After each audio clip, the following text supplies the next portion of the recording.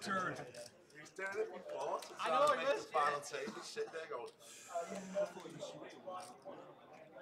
Now I know why everyone gets hoodies on the final table. It's a bit more, is it? It's because these two make loads of final tables. See what happens. It's the light thing. So, welcome to Manchester, to the Grosvenor Casino. It's day 2 of the World Championship of Amateur Poker, and this is event number 7, final table playing out now. It's the round of each, no limit Hold'em and pot limit Omaha Championship. 9 players remaining. Just before we got the stream up and running, the guys had just started, and we've already had a double up for Ian Thompson in seat 3 with pocket aces versus the pocket kings of Steve Bailiff, who came onto the table as chip leader. Give you a quick rundown who we got here. Seat 1's Gary Phillips, seat 2 Darren Devey, seat 3 Ian Thompson, seat 4 Nathan Gallican, seat 5 is Seb Me, seat 6 is Stephen Bailiff, seat 7 David Pilkington, seat 8 Chris Carl, and in seat 9 is Michael Goldman. Top 5 are getting paid cash here. Top 3 are going to pick up the medals, and the winner will pick up the WCOAP bracelet for this event. We've already dished out 3 bracelets yesterday. I can't believe Ian's not wearing this. That's bad. And one of our bracelet winners from yesterday is on this final table in seat 3, Ian Thompson. Won the Omaha from yesterday. Oh, boo. Not wearing his bracelet. Boo!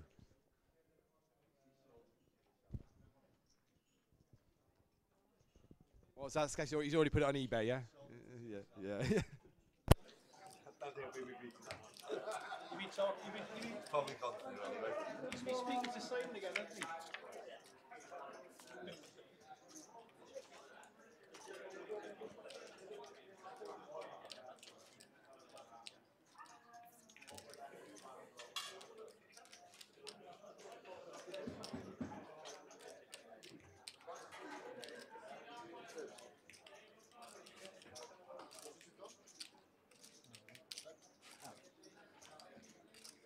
Currently playing No Limit Hold'em.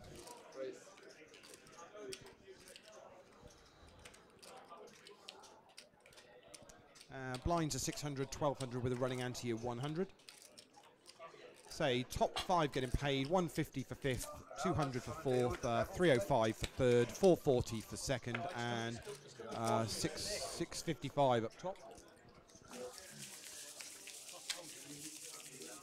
Blinds, to say 600, 1200 with a running ante of 100. Average chips at the table is about 40,000.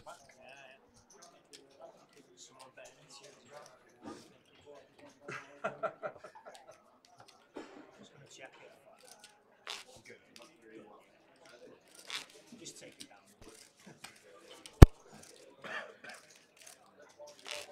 Just for anyone that didn't hear, the stream is on apat.com/live.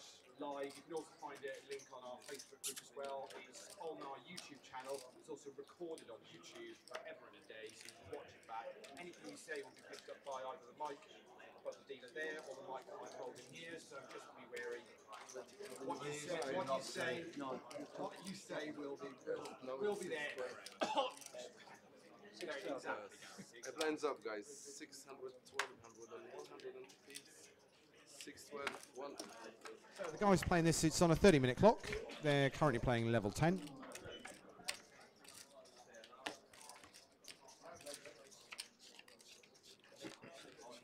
I would suggest Steve Bailiff is probably still chip leader, just about. But after Ian Thompson's double up with aces versus kings, about the second hand in, I think it was, Ian's probably very close to that as well now. But I think Steve's probably still ahead. Ian raises this up under the gun. Makes it 3,100. Ian left of your screen, blue hoodie.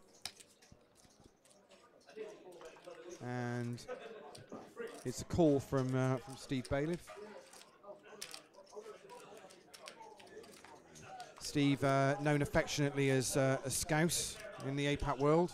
You'll recognise him on the screen. He's the one with the long mane of hair. There we go.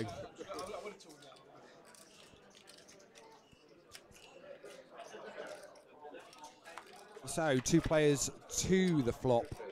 Ian to act first, left of your screen. 3 players to the flop. Oh, you're right, I've just noticed. Yeah, Michael in seat 9 is in the hand on the button as well. Thank you very much for that, Michael. So it's gone check from Ian.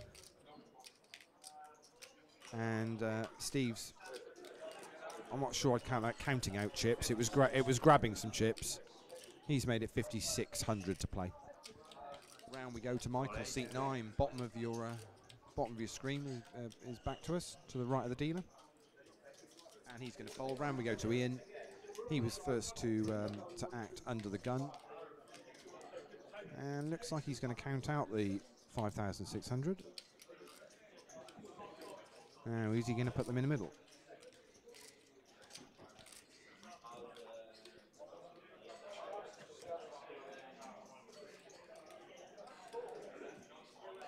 Looks like he might be counting out more than the 5,600.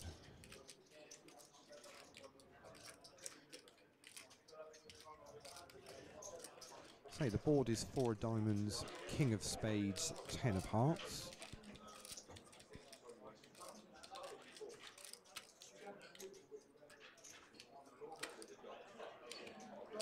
And he folds in the end. And Steve's going to win a few of those chips back.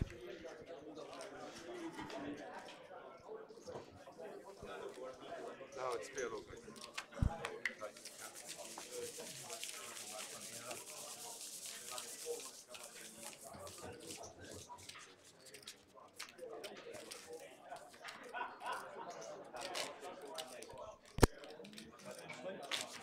Sorry?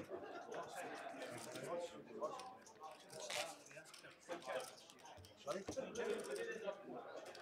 Same hand as he has when you had the aces.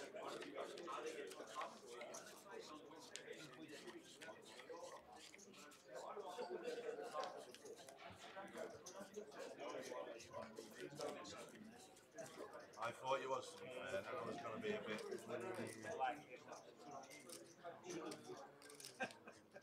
Yeah, when you know what I've told you about, probably it being sense. Jab, snap it off.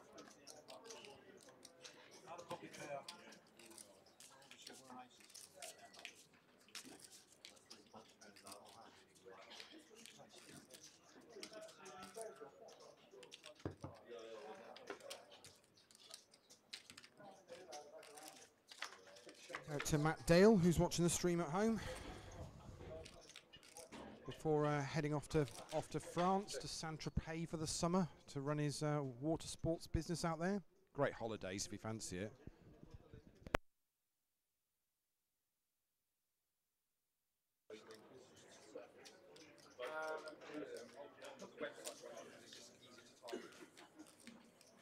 You're tagged in the places. Oh, is it? Yeah. I've tagged you on the all right. No, I've made it 35. I'll have to set it all in all right. I was like, yeah, but yeah, I tagged you on that. So I tagged everyone with any reason.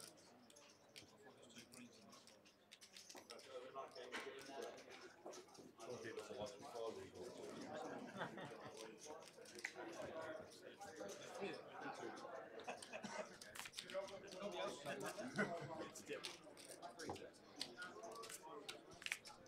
So Ian picks up that hand.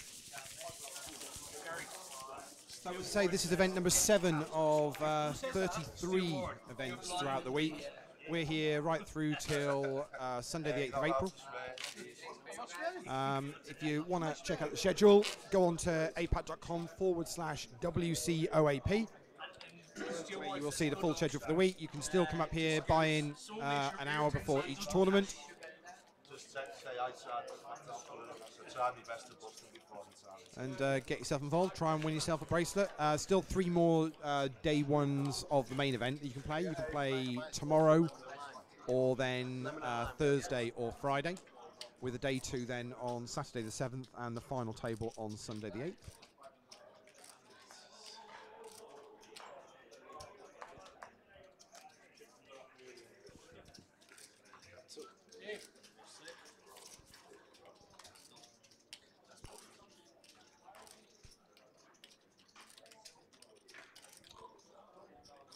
o'clock.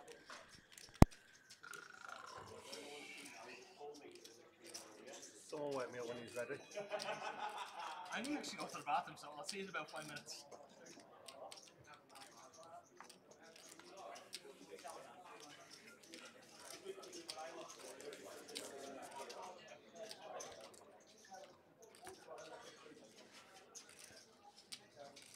Quick, play fast, so it's his big lad.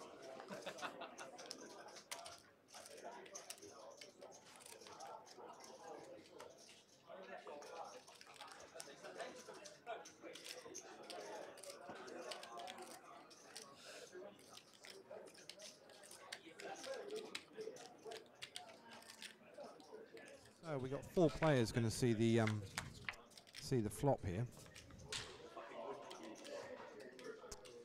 Nathan in the small blind, Seb in the big blind, and to the left of you screen, Darren in seat 1 and Ian in seat 3. And the board is 9-6-3 with 2 clubs.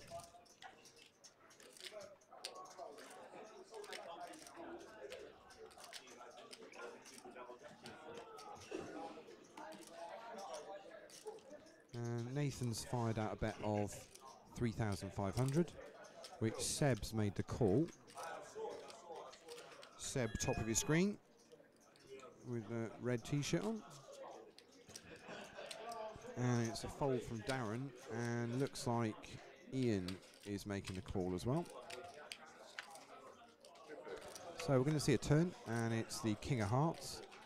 Actually, Ian's checking his apologies. The button was in between the 2 players actually, so it's actually Ian in the small blind and Nathan in the big blind, which was it was Seb that actually called under the gun, and they've all checked anyway. So we're going to see the 8 of clubs on the river. You get some love on Facebook anyway. One comment is, when you watched them comments, they did nothing. I won't tell you who it was.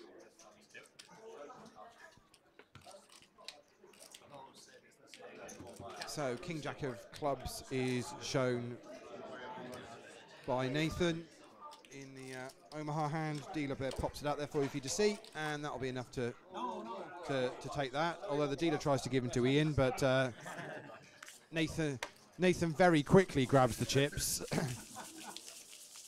Ian's got to work on stacking those chips quicker if he wants them. Yeah. Oh, did you do shout outs to you? You make lots of shout outs to his 2 twins, Jackson and Luna. Luna, like the moon. Luna, like eclipse. It's just done now, isn't it? I'm now doing. That sounds like I'm now doing definite shout outs, but I'm Scouse has asked me if I can just say hello to Jackson and Luna that are apparently watch. Why are they watching you play poker? They can't be. They're 8 months old. Is that okay? Okay, so they're 8 months old, so they can get away with So yeah, the way to put your 8-month-old kids to sleep is get them watching Scouse playing poker. Yeah, that's about right. I hope they're enjoying the show anyway. Give him a wave, Scouse. Give him a wave. You're up there, mate. You're up there. Delayed then. That was confusing me then because it was in the right place.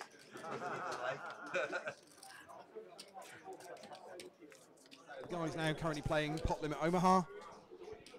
As I say, this game's a round of each, so they play 1 round of No Limit Hold'em and then 1 round of Pot Limit Omaha. Keeps the players on their toes.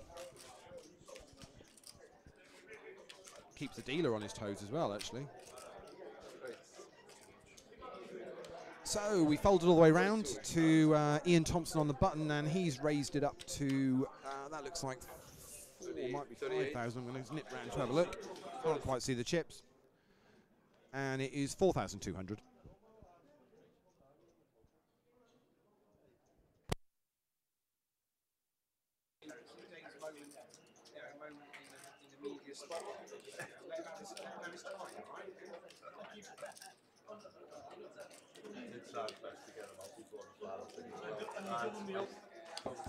Nathan folds and Seb folds as well from the big blind. Ian scoops the 2 blinds. So Couple of slight differences between the two variants that guys are playing here. No limit hold'em, obviously, so you dealt 2 whole cards. And also it's played with antes as well, whereas Pot Limit Omaha dealt 4 whole cards, have to use 2 in your 5 card hand, and there's no antes. Apart from that, I mean, it's kind of sort of similar. So we've got Ralph dealing for us. Looks like he's thoroughly enjoying the Omaha rounds. It's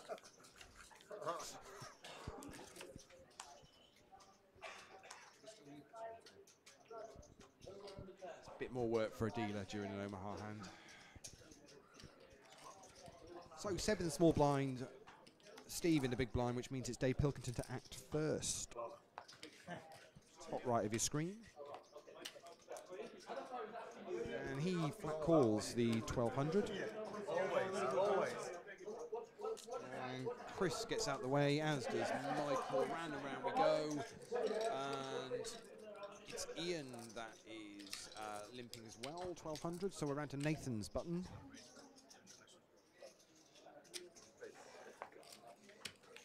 And Nathan nicely raises it up to 4,500. Seb gets out the way in the small blind.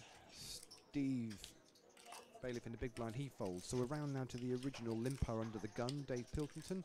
He's now going to fold, so it's just Ian to get out with. Ian gives a little giggle, and I think he's probably going to make the call. Very much looks like a squeeze play from Nathan there out of seat 4, but yeah, and Ian does make the call out of seat 3. So the 2 players that are the top left of your screen, both in blue hoodies. Ian with the hoodie down, Nathan with the hoodie up.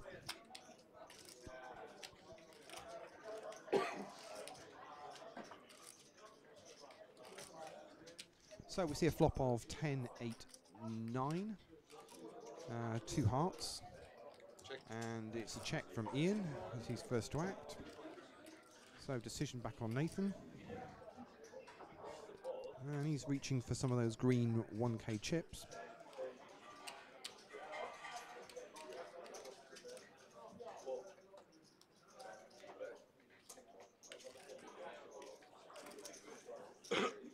And he makes it 8,000. And 12.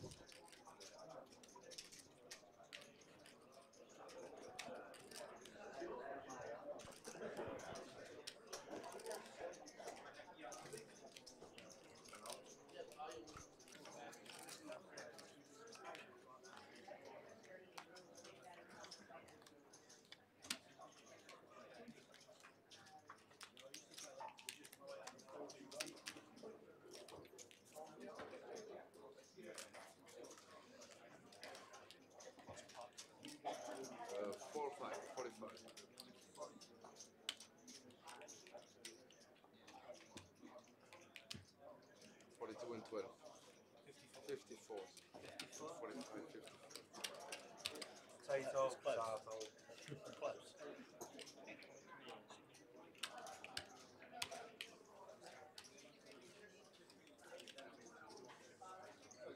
Apologies for a tiny bit of downtime there. Just having a bit of fun with the casino Wi-Fi, but we're back up and perfect streaming again now. So to see a raise up from Darren out of seat 2.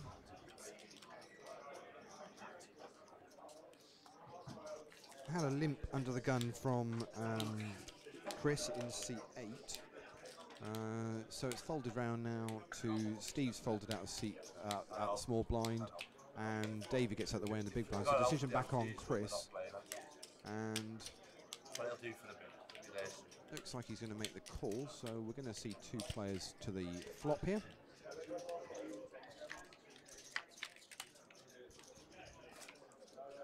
And it's 9, 8, 4, all clubs.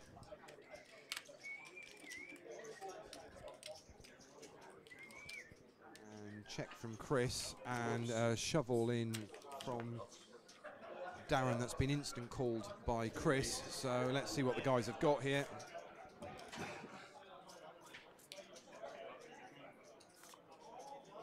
And Chris has flopped the nuts flush.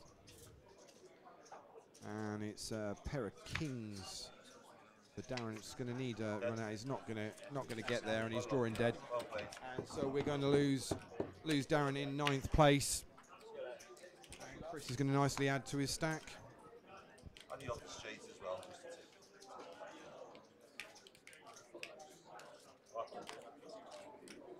You know the flop?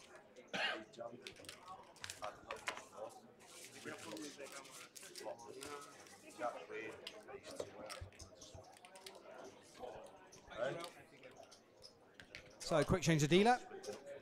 We lose Ralph and we gain Victor. Excellent.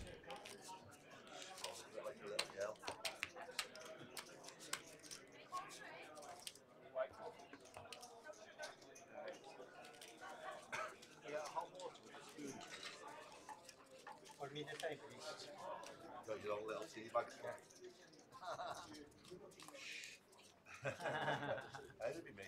Right, so then there were 8. Top 5 get paid in this. Top 3 get medals, and the winner picks up the bracelet, the WCOAP bracelet.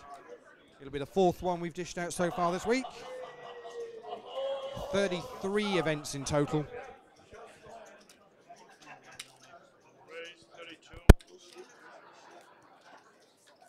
Long way to go yet, lad. I've seen a flop for ages, go on, I'll have it on. That's my line, right?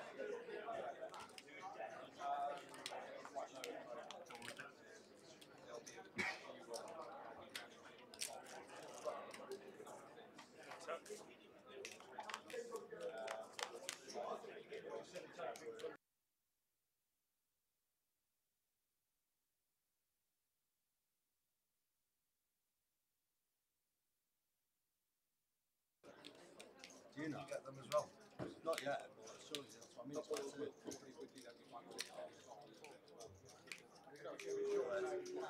Take it away. So Michael wins that one. No Hollywood in here. It's not really late break. Please can't get because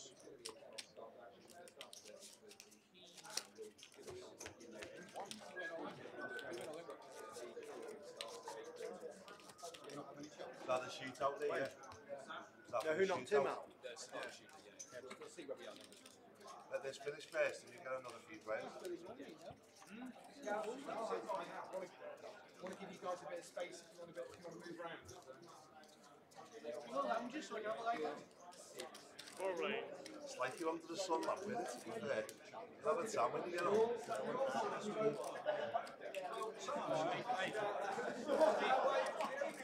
This is like yesterday's final table. Was it mad, was it?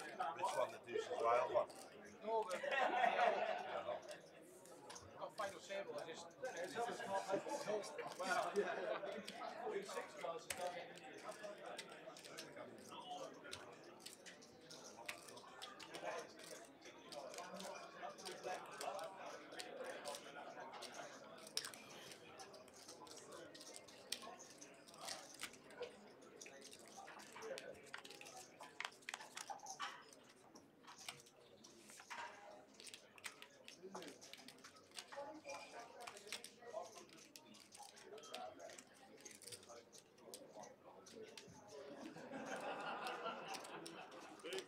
Order 358, and Steve bets out 3K.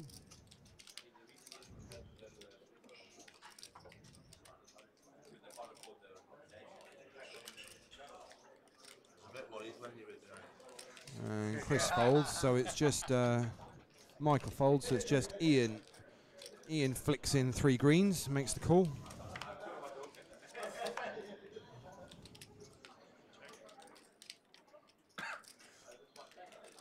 I think Ian's just mesmerised by Scouse's hair. It's just he doesn't want to not be in the hand with him. Simon Brook on the rail. Are you on a break, Si? Yes, on a break, Lee. Yeah. Playing the 8 game, yeah? Playing the 8 game, yeah. Going well? It's going all right, yeah. Excellent stuff. Talkative as ever. Yeah. Oh yeah, I was sneaky rushing there. So no, you're actually on a. Is that you on your dinner break now? Then, yeah, 45 minutes. Yeah. Yeah, 45 minutes. Don't know what I'm going to do. I've already had a pizza and some ice cream and a bit of chocolate cake. What's pizza? It was alright. It was quite fresh. Like, quite good food. So we're now 8-handed on this final table. Anyone take your fancy? I'll be cheering for Tomo and Scouse and Seb. Yeah, that's fair enough. Plenty of heroes here, though, yeah? Loads of heroes here. Some flaky heroes and some Welsh heroes. Mark Porter's watching at home. Oh, hello to Mark Porter. When's Mark arriving in Manchester? Mark is arriving tomorrow and I can't wait to see him. He's a beautiful young man. I think if there's anyone I'd like to see win a bracelet this week, other than you, but to be honest, I watched you get close last night, and it was painful. It was painful. Mark, I think Mark's due, isn't he? Oh God, yeah. He's probably the only member of our group that actually does any work on his game, and is not rewarded for that work. He got close a couple of times last year. Yeah, fingers crossed this year. Obviously, good start for Team Gotham. Great start for Team Gotham. Tomo's on his second final table in 2 days. I did all right last night. Dave made a final table. Chris made a final table. It's it's a wonderful start, and we've still got half of the team to come. Who couldn't be bothered to turn up from the start? Scoundrels.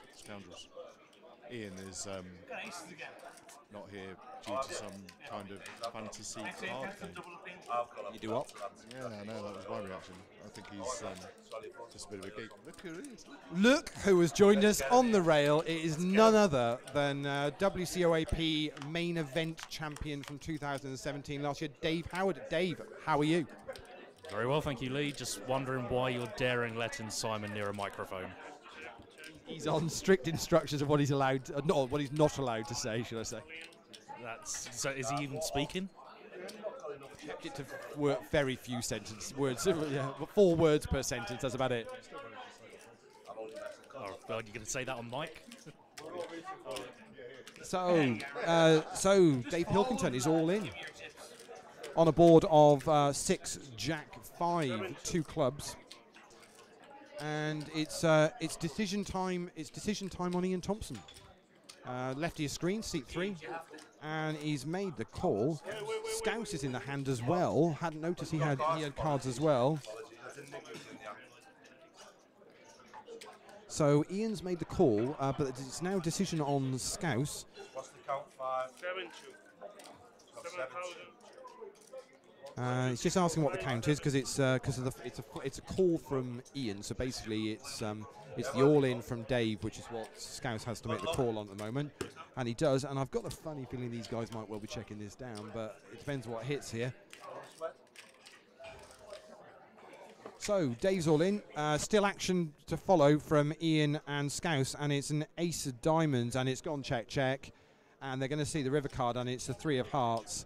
If this doesn't go check, I'll be very surprised. Ian's checked, but Scouse has now decided to have a think about it. And it's 4-7 for the straight for Scouse. He's rivered the straight. He'd actually flopped top 2 pair, and it looks like it's going to be good enough. And we're going to. Did you pay me anything there? We're going to lose Dave Pilkington in 8th place, and Scouse is going to add to his stack. Hey, you pay me anything on the river there? Unfortunately, Dave Pilkington's moment in the media spotlight comes to impromptu end. What a flop for me there, though. What a flop. That's too fair. But it's the first of many events for Dave. He's up here playing a full schedule, so I've got a funny feeling we'll see him on another final table before the week is out. No doubt. No doubt about it. Yeah, I got out 7. This is when I went out last time. Did we ask how many get paid? 5 it is. 5. It's up there, I think. Yeah, no, it's 5. Sit up, because I went out to 7. Yeah, it's 10 for 5th, 20 quid for 4th, and the winner gets it all.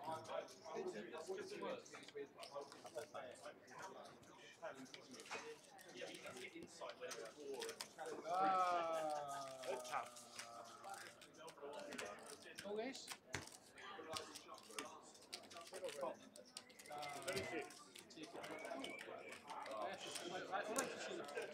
Just finished that. Oh, actually. I had. Seat open, final table. Here comes the packing. Is it Anna?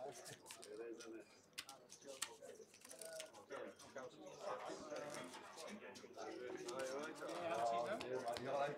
On the left one again now. 220, please.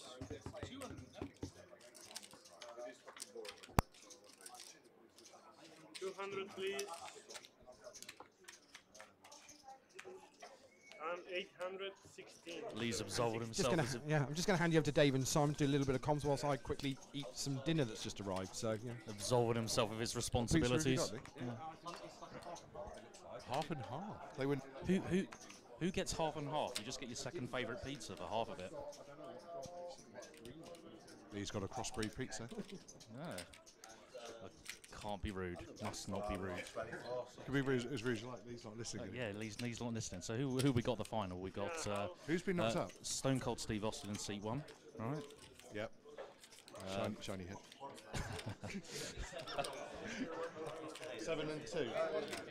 It looks like Rodders in seat 4, or sort of like the young Rodders in seat 4. It's like a young Rodders. Yeah. Scouse looks like a bit like an 80s pop star. Hair model. Yeah, female pop star. Loves a bit of shampoo. Oh, yeah. L'Oreal. Yeah. Like, literally no dandruff on that boy's shoulders. And Beppe from EastEnders in seat 8, I think. Oh, that's a shout. Yeah, that is a shout. This, please. It looks like Darwin Moon's younger brother in seat 7. Or I can't see his face, but that's what I'm going with. Or that guy from Coronation Street, the ginger lad. Any ginger lad. Any famous ginger person. Any ginger, okay. What do we think of Tomo wearing his glasses on his head and not in his eyes? Well, he is like 60, isn't he? So he is old.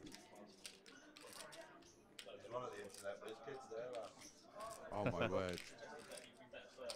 To be fair, I was struggling to see things because of the light shining from on to, so that is perfect for me. Oh, he gets it blind under the gun raised through. What's this, Aces, you ready? Scouse has just raced under the gun and taken that down. What do you think about that? It's what I'd expect from Scouse. Yeah. All I can say. He's got lots of physical chips as well as oh yeah, fair enough. actual chips, actual denominations of chips. So we've got 2 hoodies up and 1 cap. And 1 set of glasses that now have been removed. Oh no, Seb's wearing glasses. I meant on top of the head. Oh, on top of the head, okay. Do you think a hat has ever been invented that could fit over Scouse's hair? It's like one of those ascot jobbies. Yeah, Yeah, ladies' like a day. horse. A horse's hat. Yeah.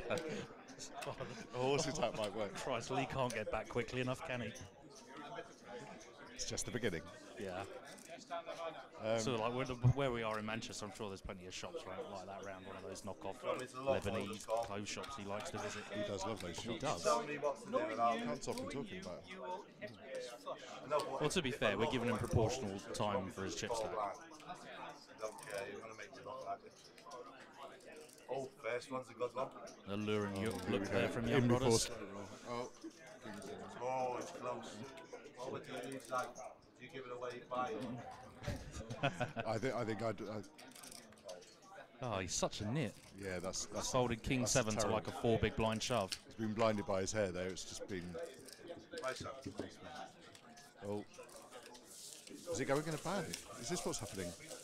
Top knot. Top knot. Oh my word. Scouse, have you ever had a top knot? That man would look amazing with the top knot.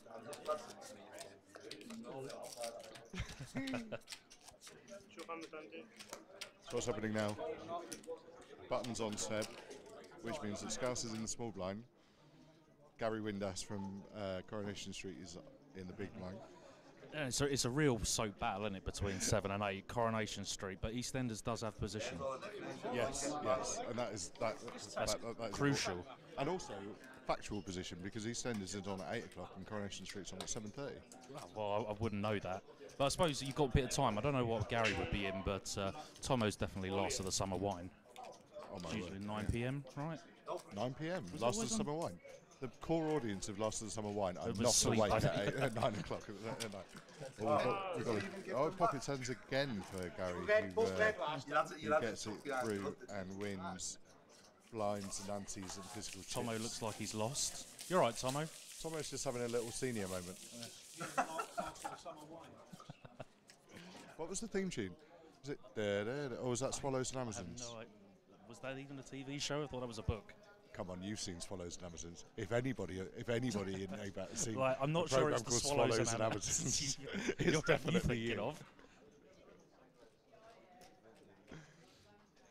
That's what we want to know. Where's League on our Scouse? That's what we want to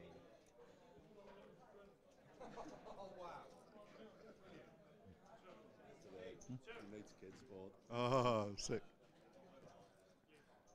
Oh, Scouse is not liked by this dealer. Jackson and Luna, shout out to Scouse's kids, mates' kids, Jackson and Luna, who are watching the stream.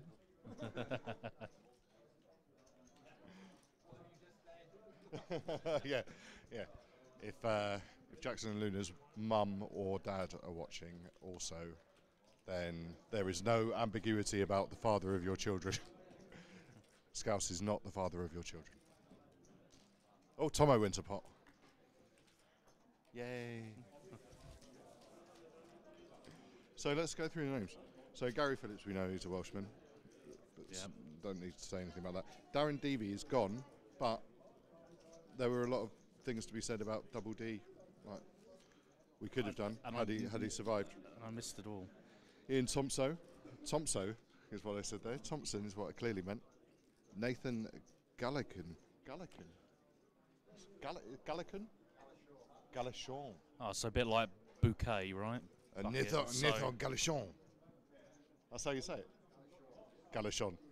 I've been corrected. Right, that's not what you're going to call him for the rest of the final table, is it? Gallichon. And we've got Seb in seat 5. Wonderful little Seb.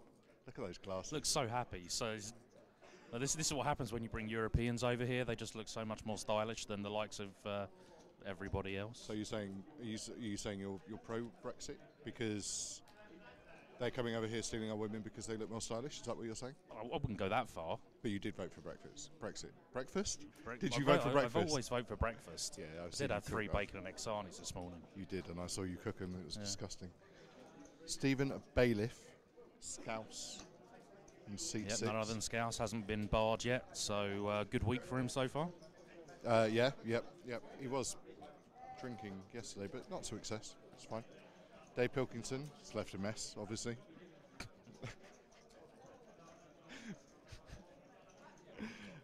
Christopher John Carley.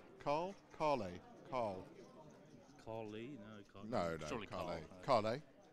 Yeah. Carley. Christopher John Carley.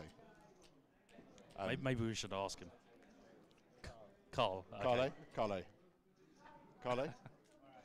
Yep, Christopher John Carley. It's been confirmed. We have Queens v Aces. Tomo's really loosened up here. Mark Porter would never play that hand. Ooh. No, that's not changed anything, is it? No hearts out there. That's a deuce.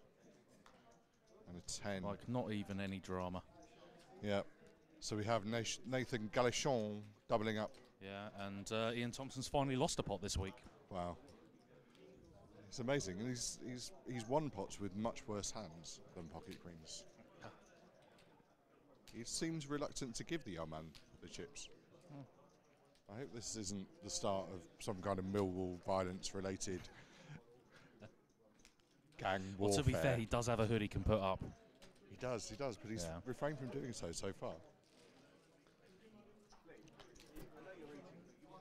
I can hear a Chris Webber behind us. Yeah, Chris, he's talking about food, so...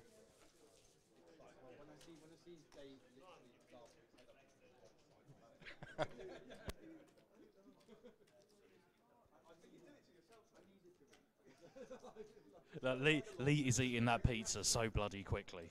That's like Lee's got sauce on the pizza. I'm not sure I agree with putting sauce on a pizza. Would you have put the sauce on there?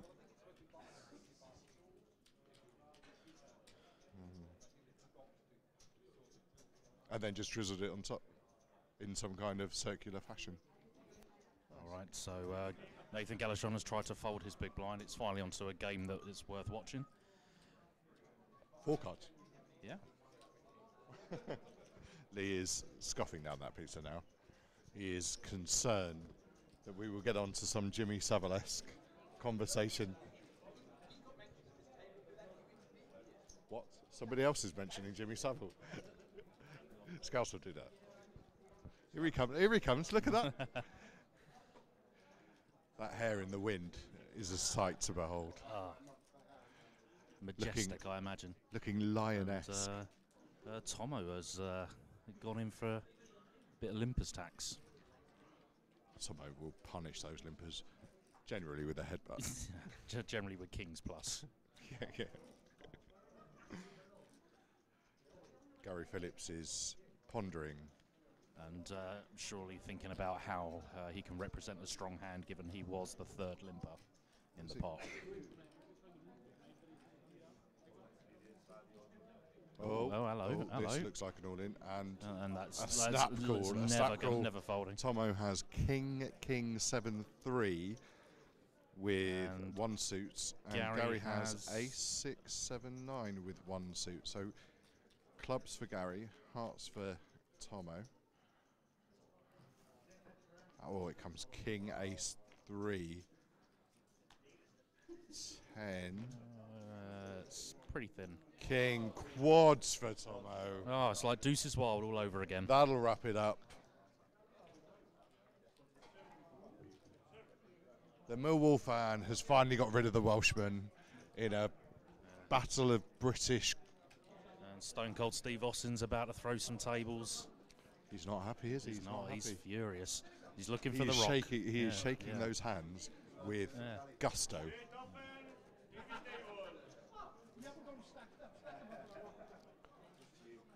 Tomo is ready for him should punches be thrown.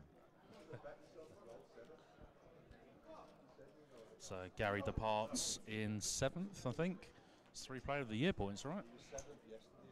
Was he 7th yesterday? Wow, consistent 7th. Consistent 7th. I'd take 7th. To be fair, the 7th. Oh no, doesn't actually get any money here. Oh, sorry. Bubble time now. Oh, bubble time. Oh yeah.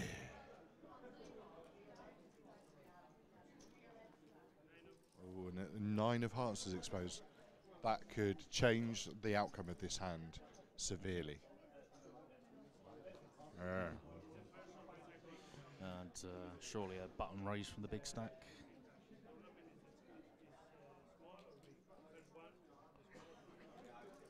There's some confusion about how many cards Tomo has or should have. He has 4. And it's pot limit over. Which he's been playing for 2 days. He is an old man. It's a raise.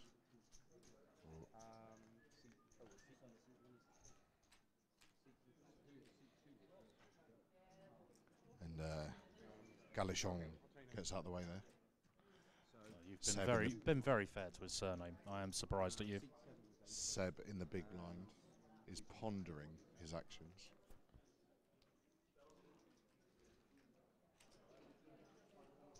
Reaching for chips. Looks like he's 4 going cards just look too good to fold. And he makes the call. So it's England versus Poland. No, it's not. Well, it's not England versus Poland, is it? It's Ireland versus Poland. That's what apparently is correct. And we see a flop of 7 Queen 8 with 2 hearts. Would you say that was an action flop in this game? Probably not for Tomo. He's probably got an overpair and it's probably smashed Seb in the face. That board. But hey, look, what do I know? Pot from Tomo.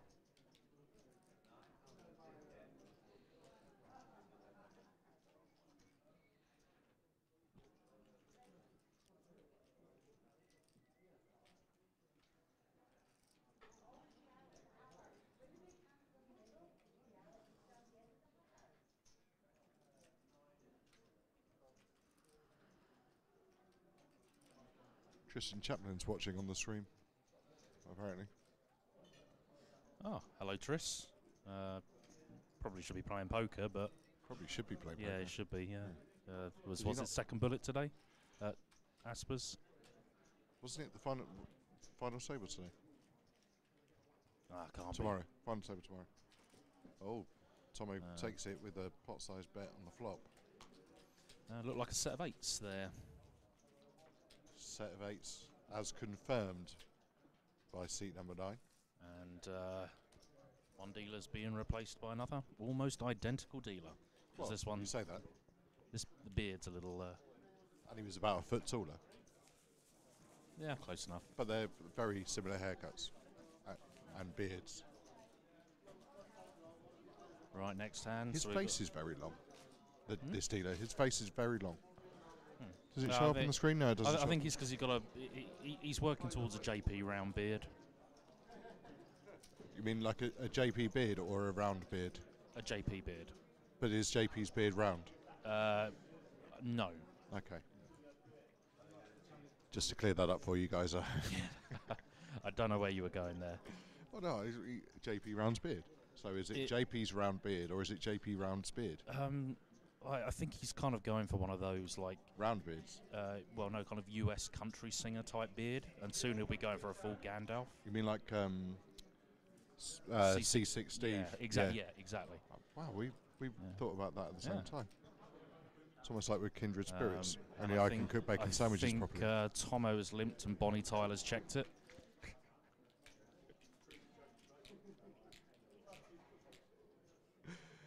Total eclipse of the heart.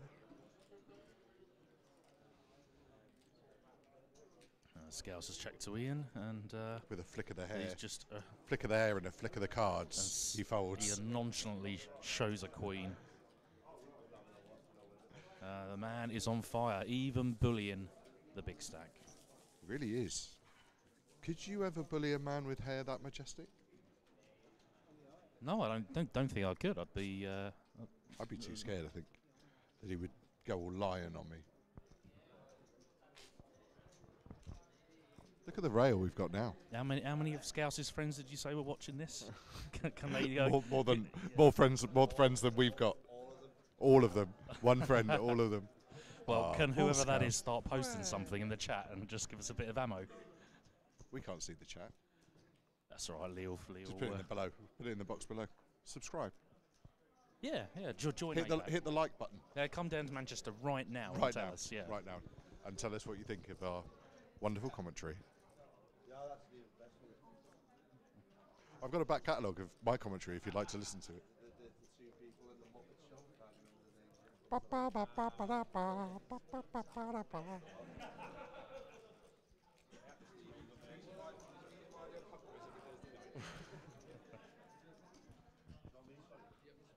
Tomo's raised again. No, I think he's limped. Like, come on. Like the hood's not up, so he hasn't raised. Paul Haycock, listen to this. What's this? It just said if warning the table that if Ginola gets heads up, it'll be Jaeger bombs all around. That's actually quite funny for Paul Haycock. I mean, when you say he's posted that on Facebook, presumably he's told it to you from behind. Is he on his knees somewhere underneath the desk there? No. Paul Haycock? No. Hi, Paul. He loves the banter. He does. Oh, who's seat 9 waving to? Who? Not me. Who are you waving to? Hi, Lily. Hi, Lily from seat number 9, Michael Greco from EastEnders.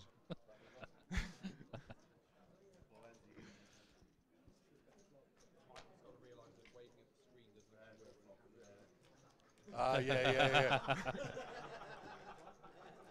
So you can see on the screen where you need to face. To It was quite amusing.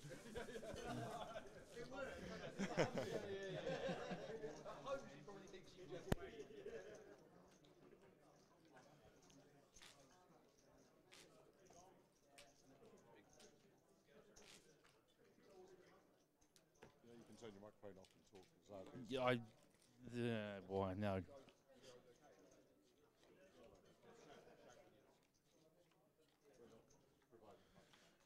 King of Diamonds exposed.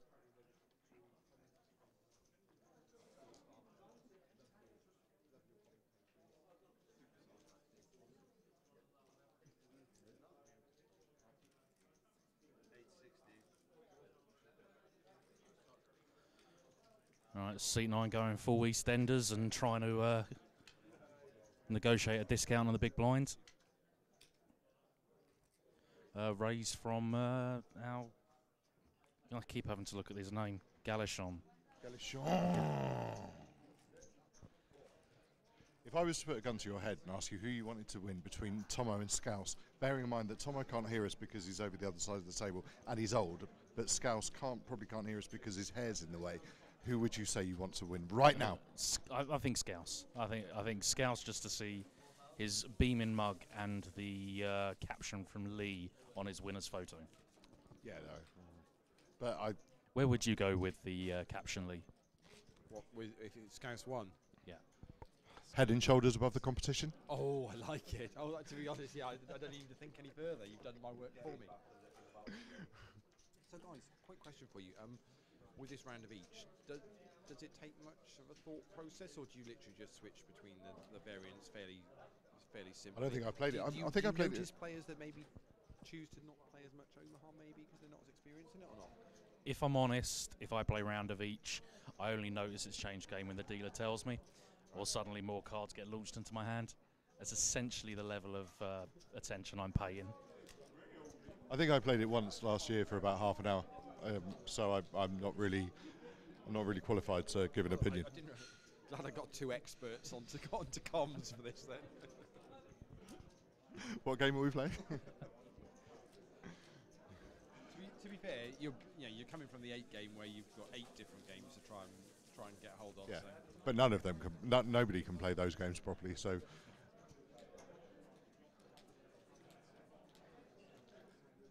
Have we spoken yet about Simon's Deuces Wild experience last night at 3 in the morning? We've not touched upon it, to be fair. But first of all, congratulations, silver medal. Yeah, Dave. Yep. Another one. So how many medals is that now for you, Brooksy? 20 or something. Yeah, that sounds 25. about right. But you're counting online, which just doesn't count, does it, Cole Pilgrim? I'm not counting it. I have a gold. Like officially, I have a gold medal. Yeah, but you didn't win it. I didn't. Like, no. Well, We did, I understand. Matt that Carter won it for you. Why did Matt Carter win it for me? It was London Poker Meetup, right? No. This was an online national championship tournament that I won. Did he really? Like, what kind of strings did you have to pull? How much did he pay you, Lee? Genuinely, he actually, on his own back, won that. Was it a sit and go? No, it was like 152 million runners, something like that. Beat Alan Ellis heads up, and I can't win a pot of Alan Ellis. Seymour tilts online. He must have been sat out. You must have been sat out. Yeah. You have to do it. If I set you up for it, you have to do it. I'm flop here, and it's Tomo and Scouse again. Yeah, I'm sure Tomo's going to run all over him. Given that Scouse can probably hear us, that's just going to be he'll be fuming. It'll be like red rag to a bull. Basically, what you're doing here is just you're facilitating a massive pot. Oh, actually, Galishon was in the pot as well, and he's folded. Scouse folds with a sigh and a whimper. Ian Thompson dominating at the moment. Daron. So I suppose we should probably ask Michael, Who is Lily? Lily, the daughter. You should definitely tell her that she shouldn't be watching this stream. Definitely not suitable. We haven't sworn on the stream. We haven't sworn. Yes. Yes. Yeah. Some irresponsible parenting from seat 9. Parenting 101. Maybe you should spend less time playing poker, more time looking after his daughter. Yeah, it's Easter Sunday, Michael. Like, family time. Family time. Tomo on the button, reaches for chips and raises to what looks like 20,000. Do you reckon he thinks he's the big blind every time he does this? Also, he looks at his cards a lot. Do you think that's because he's never seen cards before? Or, like he just he just forgets what they are, not what suit or colour they are or denomination, but actually what those things are in front of him. Yeah, and I'm assuming he looks at them and is like, oh, there's a couple of them that look like me, so I should probably play them. And if he has done that, he now has a set of jacks. He is stoic faced at this point. Seb's laid out on this board.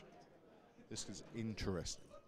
Yeah, it looks to be about 52, and it looks like Tomo's about to get fruity. How much have you got? Says Tomo. This much, says Seb. And just a flat. Brickest of all bricks. Never changes a thing. Apart from yesterday. Well, yeah, that's true. Yeah, would you like to tell us about it? They were all wild. All of them were wild. No, it was. I'm never playing that tournament again. Now, if he does have pocket jacks in his hand, he now has 5 jacks. If we were playing the Deuces Wild yesterday, which I came second in. A little nod to Steve Redfern there.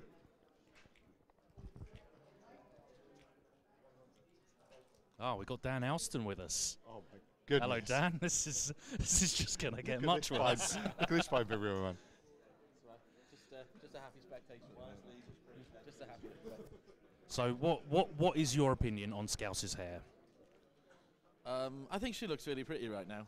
I like the colour and the length suits her, yeah, I'm sure she'll be able to find herself a man real soon. I like the fact. Well, to be fair, the way he's looking at Tomo.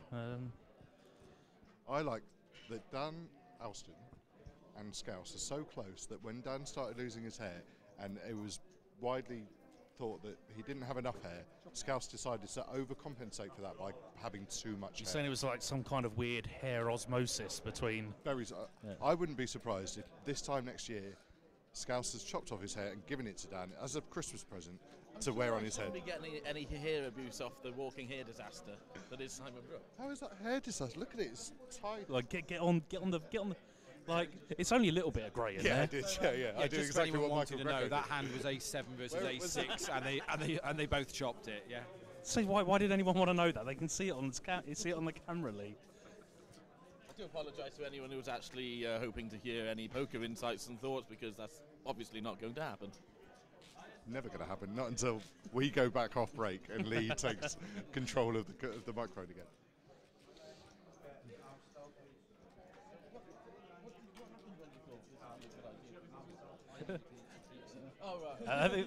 The thing is, you'd have thought like the first, second, or third time Lee would have realised that it's a terrible mistake to let Simon Brooke anywhere near commentary. Controversial on the stream. I've never said anything. The viewing figures tend to treble when you two take over the microphone. Well, of course they do. It's like watching a car crash, isn't it, Dan? I just can't work out. It's because you're really good or Lee's appalling. Probably the latter. Lovely little mixture of the two. All right, heads up, Seb, and we need more long-haired celebrities. Tina Turner, not bouffant enough, I think. Angie Watts from EastEnders. Oh yeah. Brian May, her husband, from Queen, the rock group. Yeah, good shout. That is a very stringy call from the young man from Liverpool, who has an abundance of blue chips but a reluctance to use them. like any sensible poker player, using his highest denomination chips to make life easier for the dealer. And anyone who doesn't do that, punishment is death. That's probably, yeah, it's probably a good thing to. See, we don't really need to look at poker, do we? It's nothing much is going on. I don't really understand what's going on anyway, if I'm being honest. Yeah, I've just realised they back on Hold'em, and probably have been for 3 hands. Yeah.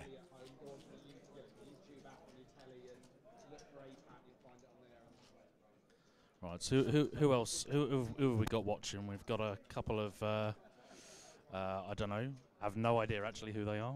Jumper and shirt combo. He's clearly just been into work. He tucked in his shirt this morning, and now he's at poker with the guys. He's untucked his shirt, and he's now realised we're talking about him, so he's just decided to look a bit more nonchalant there. Yeah. Bit of a Arms lean crossed, on. Yeah. But he's popped into work just for a couple of hours, just to do a bit of filing. But he's felt that he needed a shirt and jumper combo in order to do that. But now he's made that mistake, and because he's out now, he's out for the duration. His mate's wearing Erdy.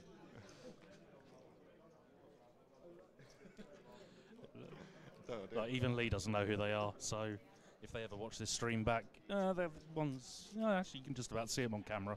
He's got his arms crossed. He's as bored as we are. Can't afford a telly. Can barely afford a razor. Look at him.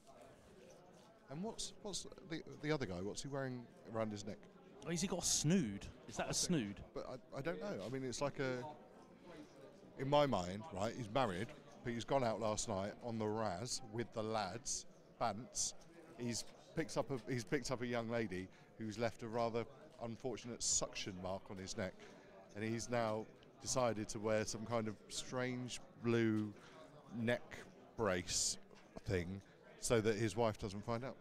That's what's happened there. Yeah, we'll have to ask him in a bit. You don't need to. I told you what's happened. Oh, were you there? Well, actually, no, just know these things. Right, so we've managed to avoid watching 4 hands of Hold'em, but Galachon has opened. This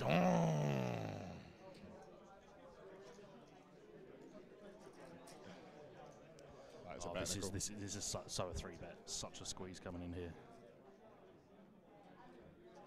Oh God, it's just such a letdown. So disgusted. I really am disgusted. Yeah, that's it. Get out after that, Scouts. Leave. Really bad hand.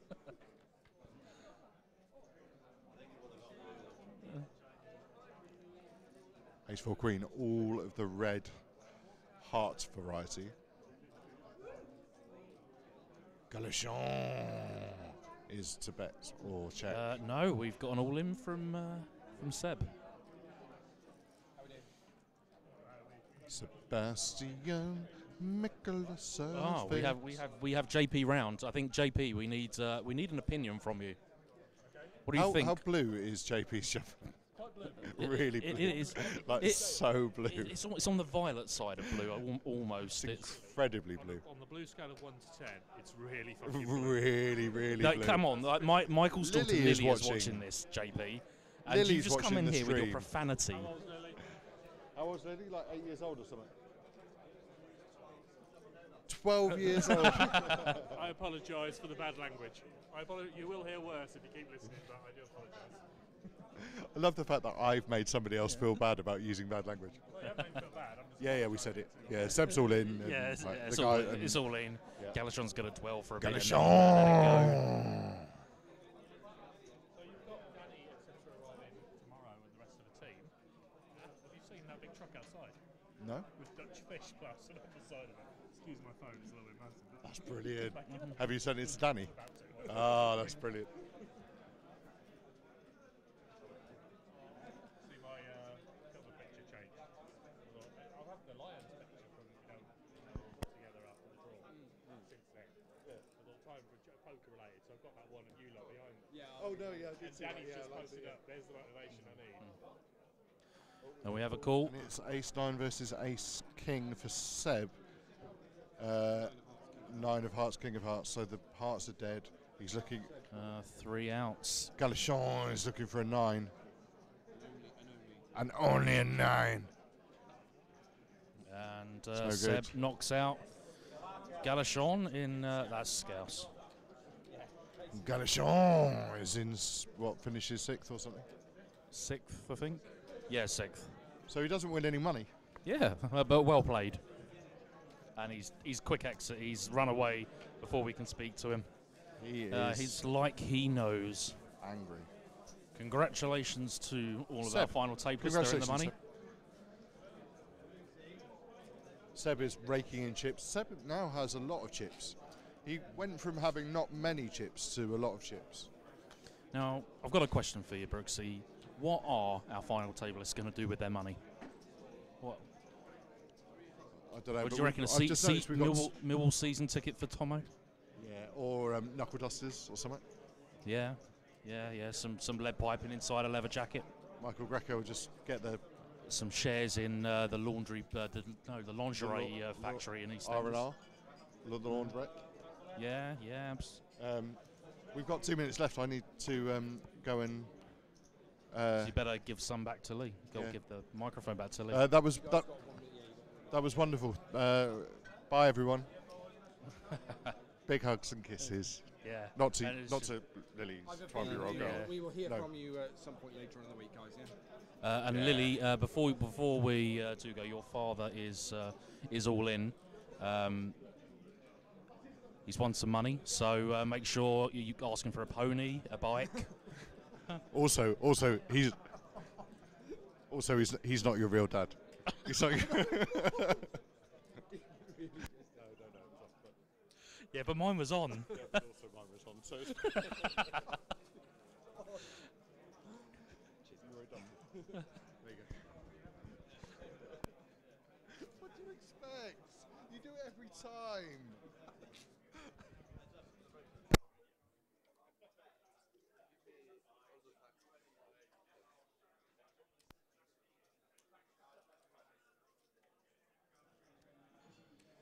So Michael scoops that one after going all in, shows the ace. And we say goodbye to Simon and Dave, who are heading back to play the 8 game. I didn't pick up on everything that they said during the commentaries, but I'm just going to do a random apology for anything they may have said.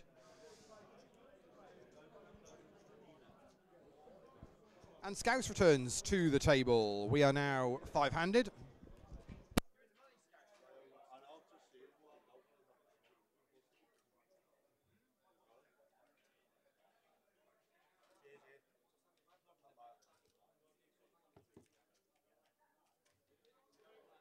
Raise from Ian out the small blind, and Seb folds in the big blind. So we're 5-handed. This is it.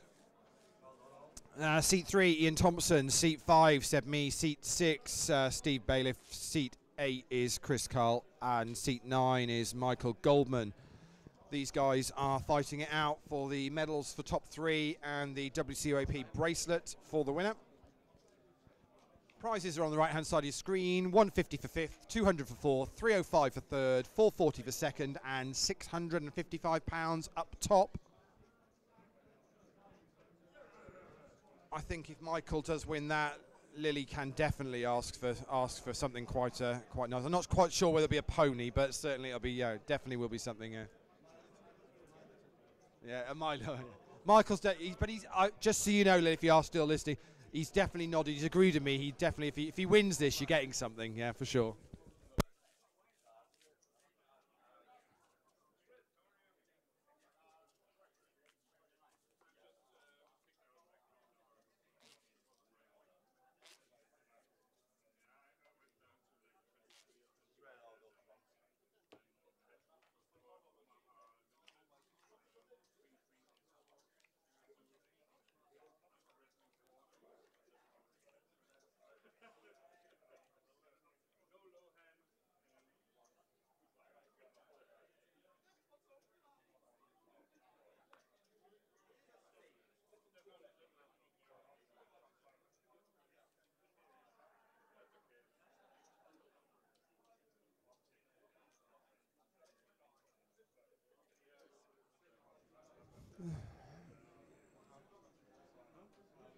So blinds 1,000, 2,000 with a running ante of 300, but yeah.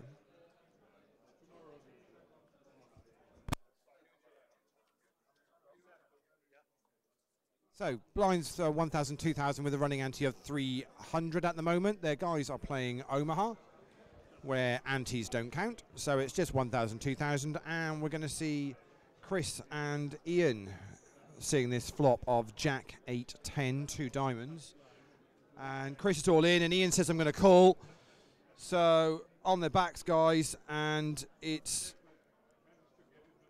Chris. Chris has a flush draw, and Ian's already there with a straight, and it's a set, so he's going to need to pair the board, but hits his flush draw in the end, and flush is going to be good enough. Gets there in the end. Chris needed either pair the board or hit a diamond, and he hits a diamond on the river, and he's going to get a full double up through Ian. Ian had flopped straight there, I think. So yeah.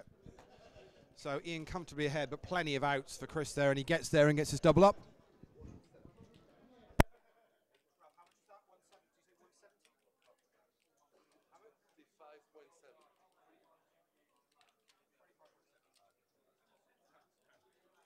So the count was 25,700. So nice double up for Chris. Very much back in the game for him.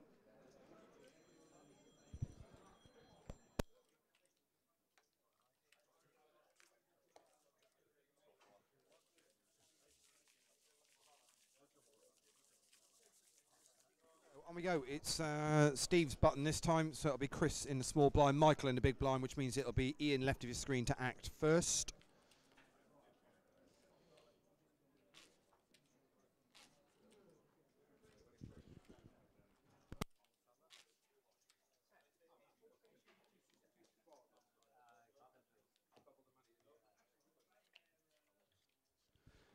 So Seb's gone one better today than he did last night. He bubbled the cash in the Deuces Wild last night, but has now made the cash in the round of each.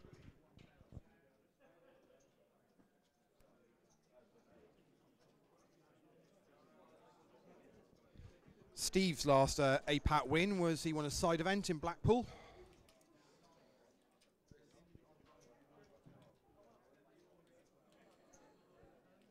So raise from Steve to 4,500. Chris is folded in the small blind, and it's Michael in the big blind, and he's going to make the call. So two players are going to see the flop. Michael's not happy about it, but he felt he had to make the call. So it's 6 of spades, 3 of hearts, and Queen of clubs.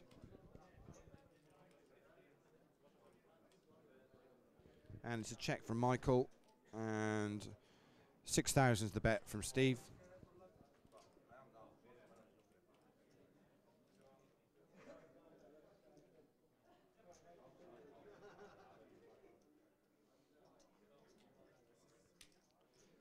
And so Michael's going to make the call. So it's nearly 20,000 in the pot here, and Michael's checking in the dark. So it's the 10 of clubs on the turn. Michael's checked, so Steve effectively makes a pot-sized bet, which is pretty much going to put Michael all in. So decision on Michael for his tournament life. Bottom of your screen is back to us, right at the dealer. And the board is 6 of spades, 3 of hearts, Queen of clubs, 10 of clubs. Decision on Michael.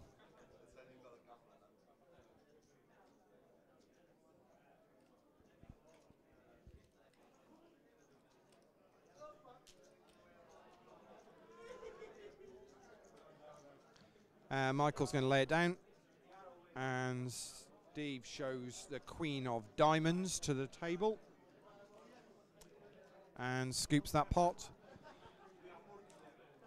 So Michael's left playing now about, it's got about 20,000. Yeah, about 20,000. So we're back to playing No Limit Hold'em, I think, aren't we? No? Are we not there? Going in, but no, we're not there yet.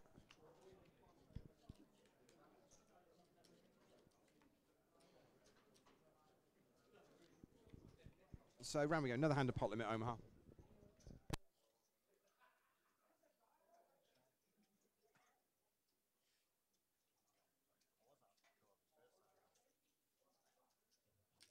the small blind, and Ian in the big blind, which means it's Seb to open under the gun, and he makes it 4,000.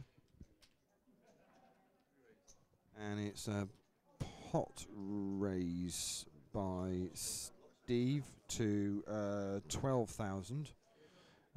Michael folds, Ian folds.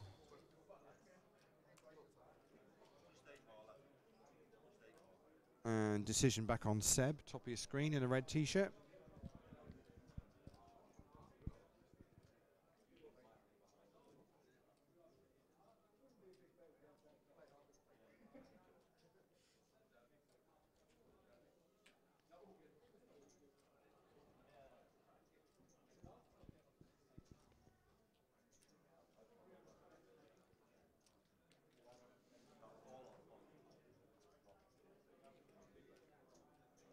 And Seb makes the call. So 2 players going to see the flop. Here we go. And it's 3 of spades, 9 of clubs, jack of diamonds.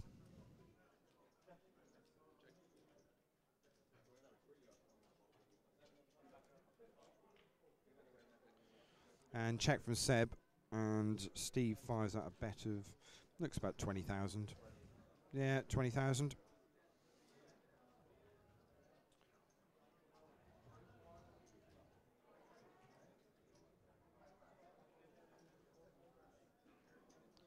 And as you can see there, Seb is counting out his 1k green chips.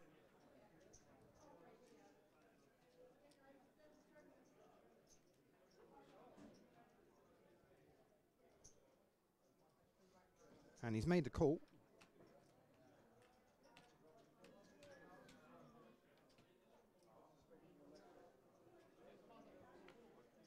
So we're going to see a turn, and it's the 10 of clubs on the turn. So it's 3 of spades, 9 of clubs, jack of diamonds, 10 of clubs, and Seb goes all in. You see him putting his chips in front, red all in triangle next to him. Decision back round onto Steve. Count on Seb is about probably 35,000, I would suggest, and it's a fold from Steve. And Seb was all over it. He had 10 queen, king, 8, so was all over that. Steve did show me what he had, but I won't share that because that's not fair to the player. But good fold from Steve. And Seb adds to his stack. Probably, I would suggest that puts him into the chip lead.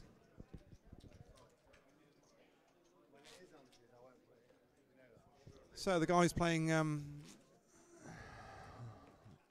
another 11 minutes of this level 12, and then they'll be on a 15-minute break. Blinds 1,000, 2,000 at the moment.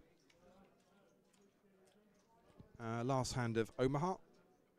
So it's Ian in the small blind and Seb in the big blind, which means it's Steve to act first.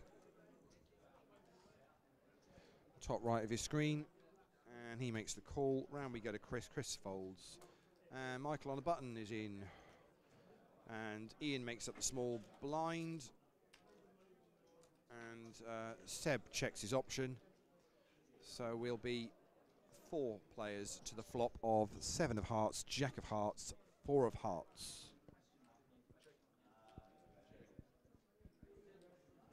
And it's gone. It's gone check check.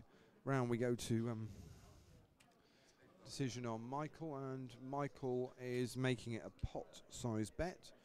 Dealer's just telling him how much that is going to be. It's going to be 8,000. Ian gets out of the way. Round we go. Decision on Seb. He folds, and Steve folds, and Michael scoops that one.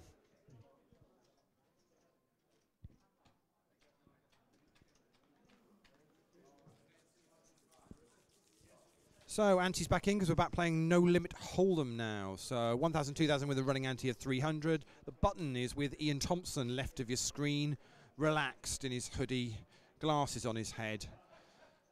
Very calm, collected. Already won one bracelet yesterday. Made a great start to this World Championships of Amateur Poker. Don't forget, we're here for 9 days in total, so here to the 8th of April, 33 bracelet events in total. Get yourself to Manchester, loads of variants to choose, too many for me to actually start reeling off. But if you want to go on to apat.com/WCOAP, you can see the full schedule there. Second year we've been up here in Manchester, always well looked after by the casino and staff here. Fantastic card room.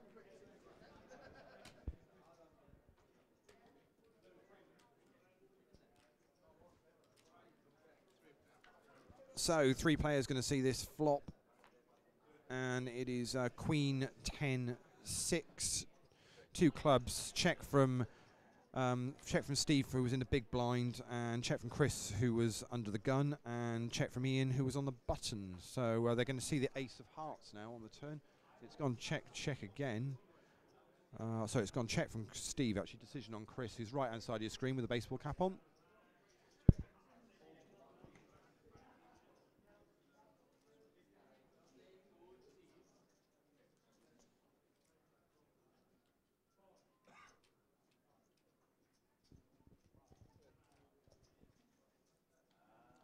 So he's checked, Ian bets, and the other 2 players fold, so Ian's going to scoop that one. So 2 more events going on here tonight. At 8 o'clock, the Pot Limit Omaha Survivor Shootout starts, and then there's a No Limit Hold'em Cash Championship Day 1 at 10 o'clock tonight. Once we finish this final table, hopefully we will be able to time it right and pick up the Win the Button final table, which is currently down to 2 tables at the moment. So hopefully we'll get that about right. We'll be able to give you show you the action from the Win the Button. And the other tournament on the go still here is the 8 game, which is a 2-day event, £110 buy-in. That was started at midday. That's quite a slow game, so that'll play down to a final table today, and then we will stream that final table from midday tomorrow for anyone that's desperate to watch an 8-game final table on a bank holiday Monday. So on we go. So it's Seb's button this time, Stephen the small blind, Chris in the big blind, Michael's folded, and it's raised from Ian, fold from Seb at the button. Steve gets out the way in the small blind. Decision on Chris in the big blind, and he's going to call it. So we're going to be 2 players to the flop. It'll be Chris to act first. And the flop is King 8 Deuce Rainbow, and it's gone check check. So the turn's going to be another king. And it's another check from Chris, and Ian reaches for chips, and Chris folds before he needs to do anything. Always nice to see, speeds up the game. So Ian left his screen, stacks up his chips.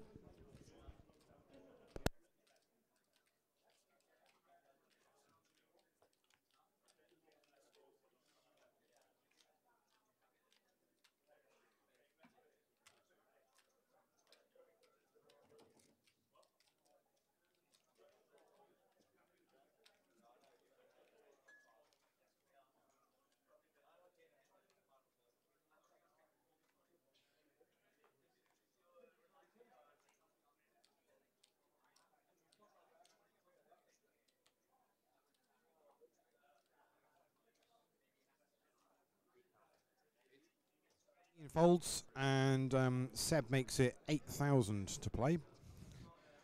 Blinds are 1,000, 2,000 with a running ante of 300. Steve folds, Chris folds from the small blind, and Michael gets out the way in the big blind. So for those just joining, missed out, already we have Darren DeVay that exited in 9th place. 8th place was David Pilkington, 7th Gary Phillips, and Nathan Galashan out in 6th. Top 5 get paid, so these guys are now all in the money. Goes 150, 200, 305, 440 and 655. Top 3 also get APAT medals, and first place picks up the WCOAP bracelet for this event. This is event number 7. Round of each, No Limit Hold'em and Pot Limit Omaha.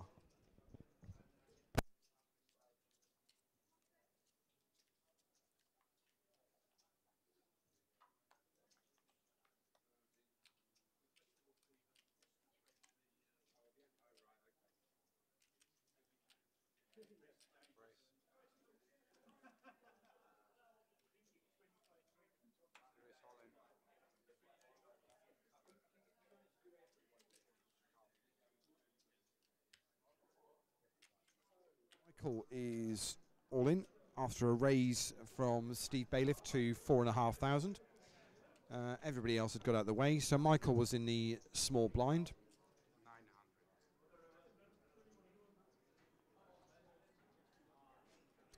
And the count for Michael is 19,900.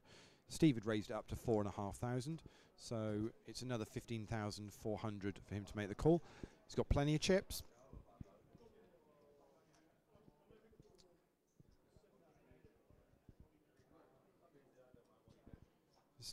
Steve, top right of your screen.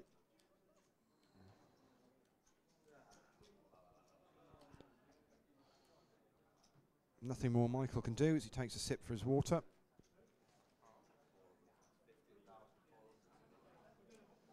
Steve's just checking how much it is to make the call. 15,400, he's spot on.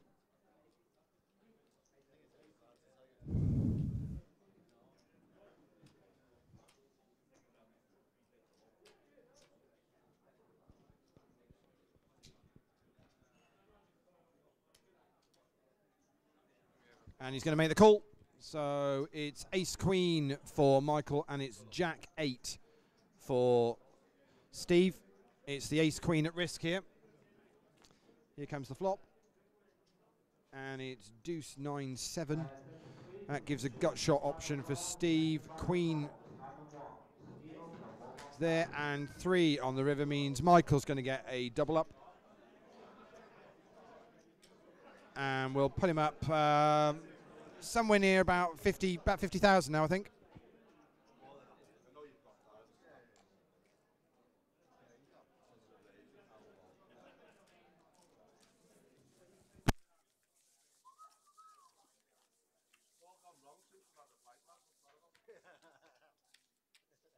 Give him another. I'm buying. I'm buying.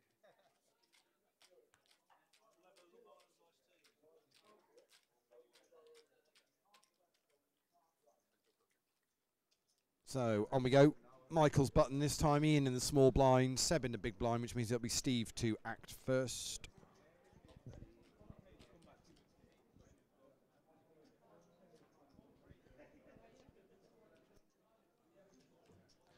And he folds. Round we go to Chris, right hand side of your screen, baseball cap. And he's made the call of 2,000. Michael folds on the button.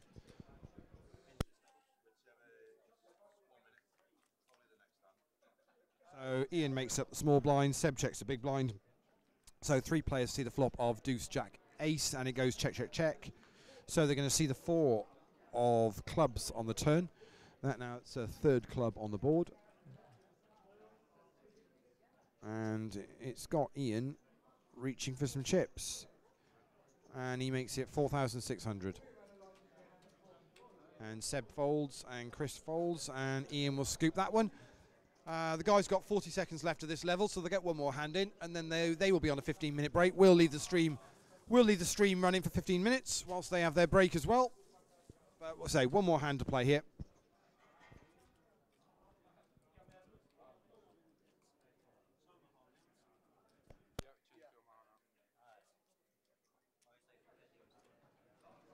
So we're going to be back to Omaha, which means it'll be Ian's button, Seb in the small blind, Steve in the big blind, Chris to act first.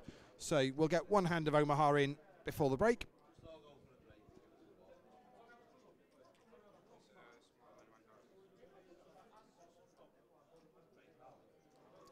So Chris is folded. Michael folds. Round we go to Ian's button. And he raises it up to 7,000. And takes it down. The guys are on a 15-minute break. We'll take a 15-minute break from the stream. We'll leave the stream running, though. See you back in 15 minutes, guys.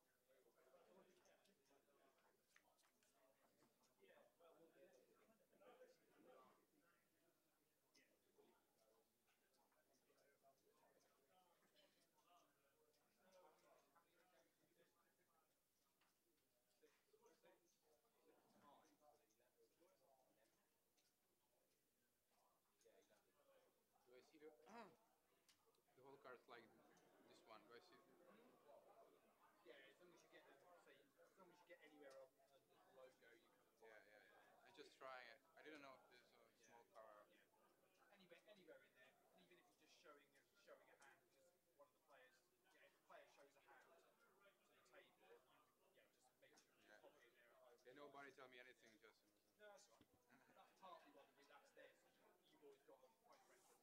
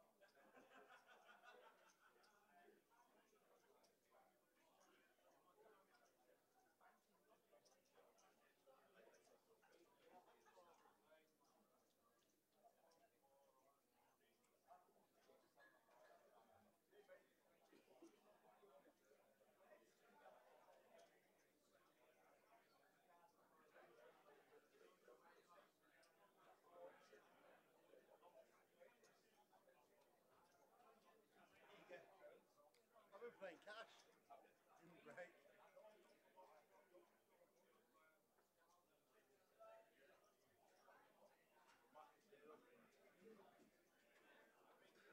45 seconds, guys. Time for me to pick up a few hands.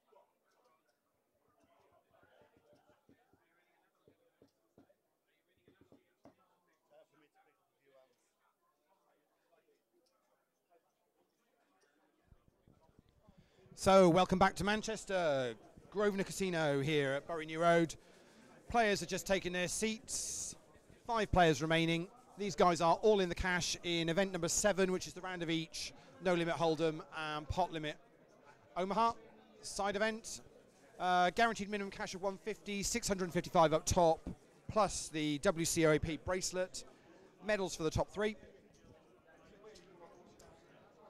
So we're coming back to blinds of 1,500, 3,000 with a running ante of 400. The guys are playing Omaha at the moment, so no antes in that one.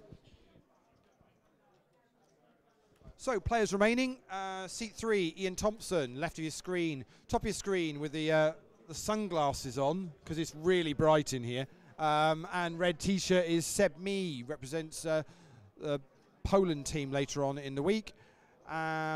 Steve Bailiff in seat 6, and seat 8 is Chris Carl, and in seat 9 is Michael Goldman. These guys battling it out to be round of each champion at the WCOAP 2018.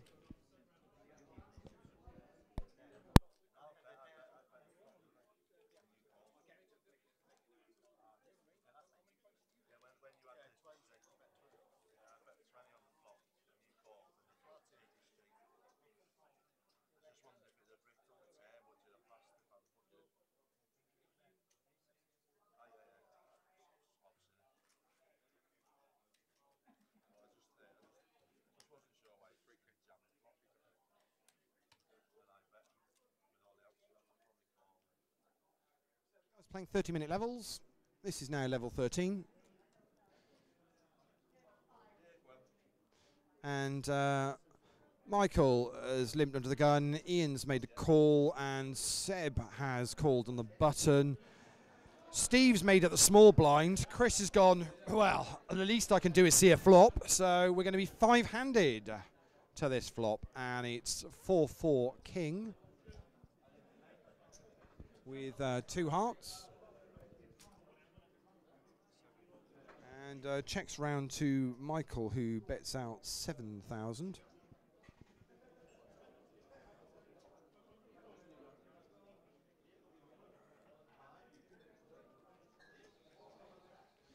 Ian asks how much you got and then folds. Seb folds, Steve folds, and as does Chris, and Michael scoops that one.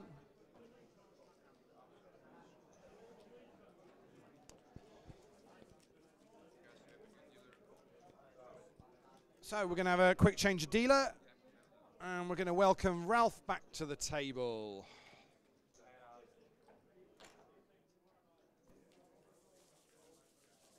So the button's with Steve, which means it's Chris in the small blind, Michael in the big blind, which means it will be Ian to act first under the gun from seat 3, looking quite lonely left-hand side of your screen.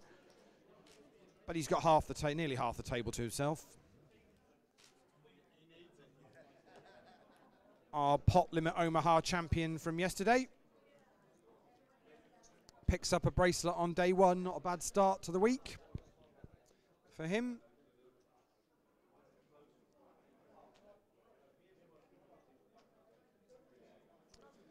And he folds and Seb folds. Round we go to Steve.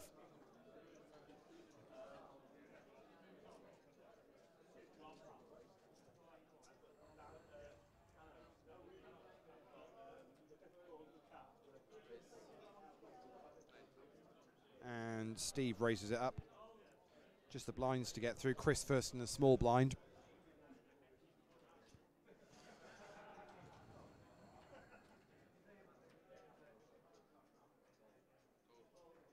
And he makes the call.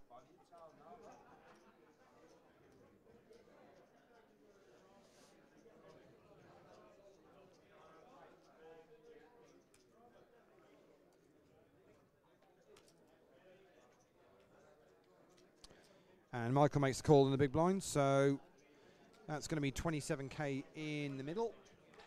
3 players to see the flop, and here it comes. And it's 9 Queen Jack with 2 spades.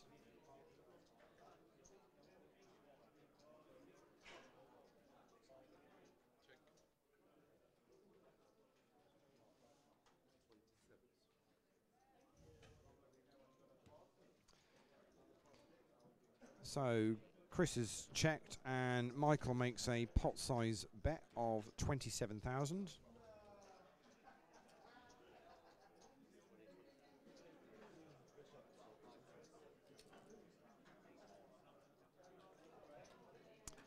So decision back round on Steve. Top of your screen, has a quick swig from his drink. And he folds, and Chris folds, and Michael scoops another.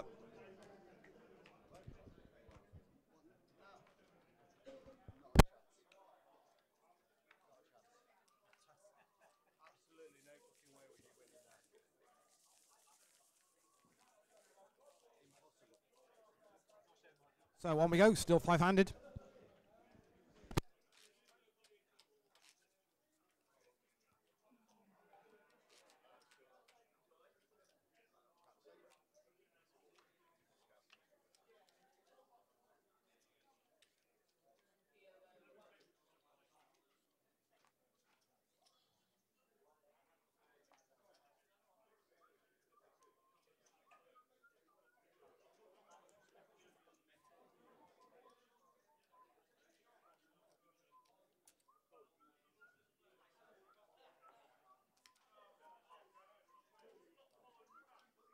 Still got the 8 game playing in here. The win button is down to 10 players. One more and they'll be on their final table. We will look to stream as much of that final table as we possibly can once this one finishes. And the Pot Limit Omaha Survivor Shootout is about to start.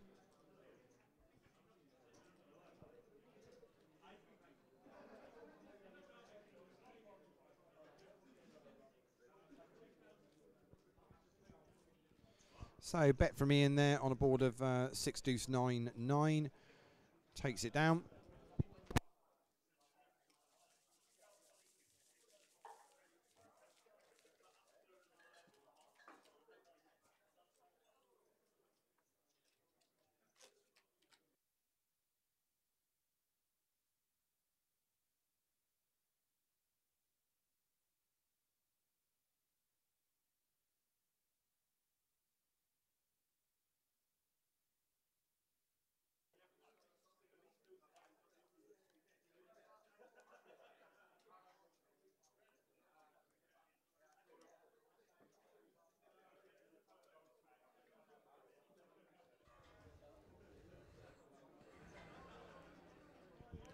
So Steve to act first here, and he's counting out a bet, which is going to be 9,000.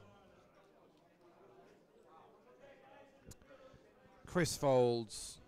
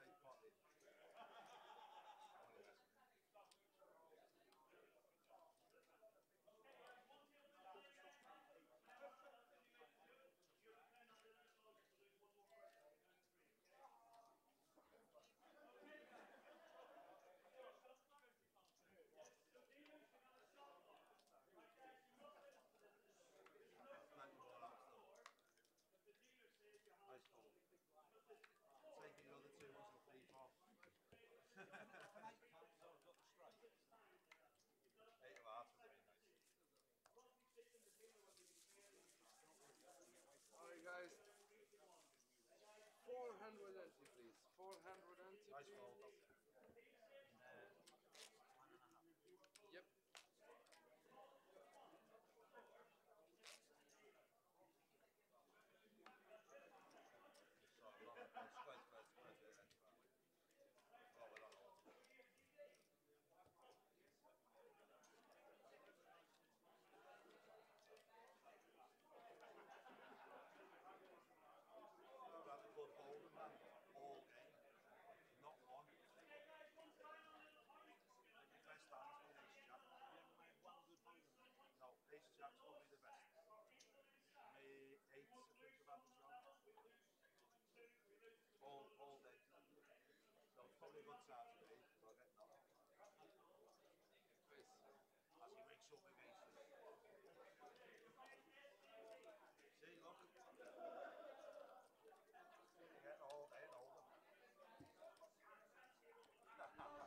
So Ian scoops that one with a raise, and on we go. Ante, please.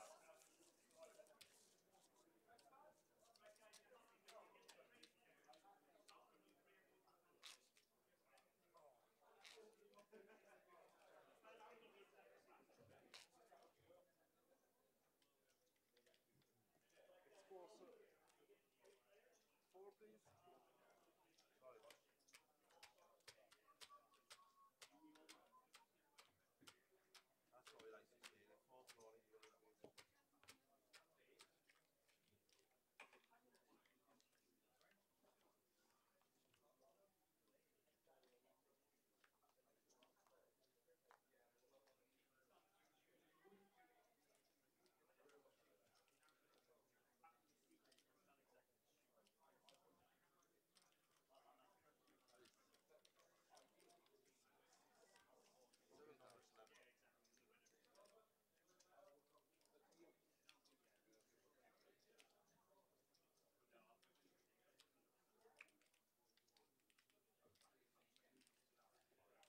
what we like to see.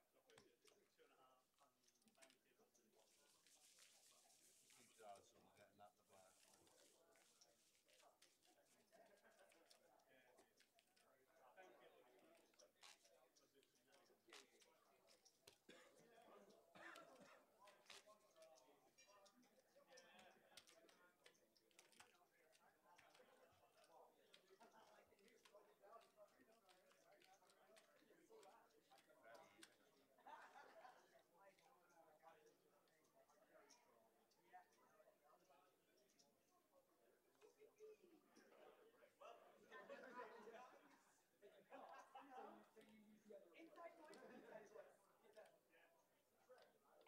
black. Right then, so we're going to see a flop here, and it's going to be Jack 3 King, and it's just the blinds playing this. Chris and Michael, right hand side of your screen.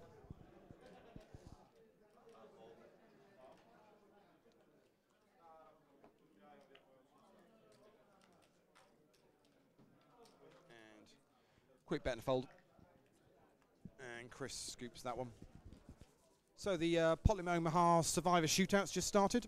They're playing three tables with top 3 going through to a final table. We may well try and stream that later on as well, depending on how things work out.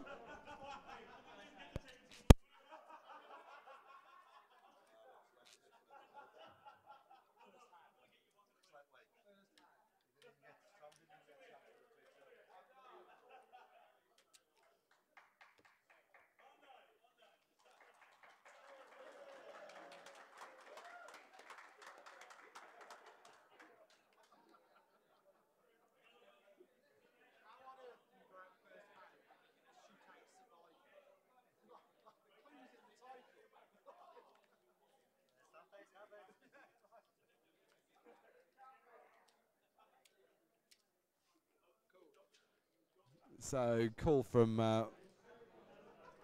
Michael in the small blind, and it's Ian's big blind, and he's raising it up.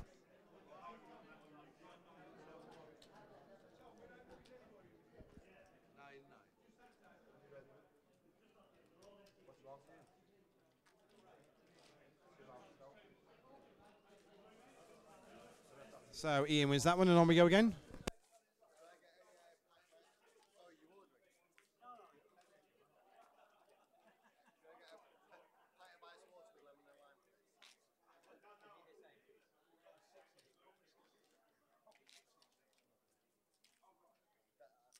Two diamonds.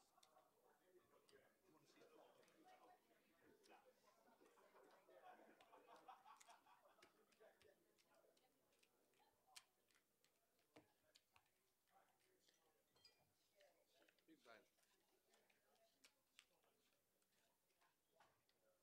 Still playing No Limit Hold'em here.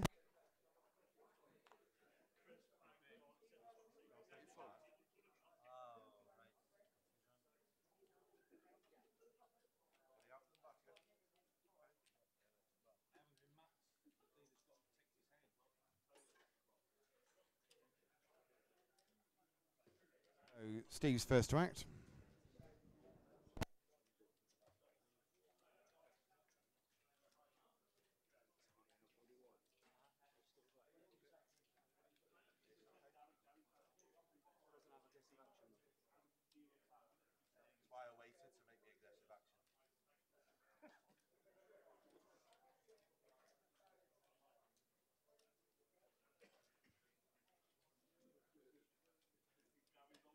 Steve raises it up to 8,500.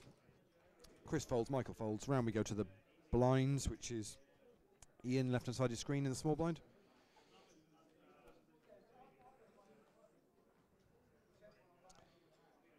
Looks like he might be counting out chips to call here.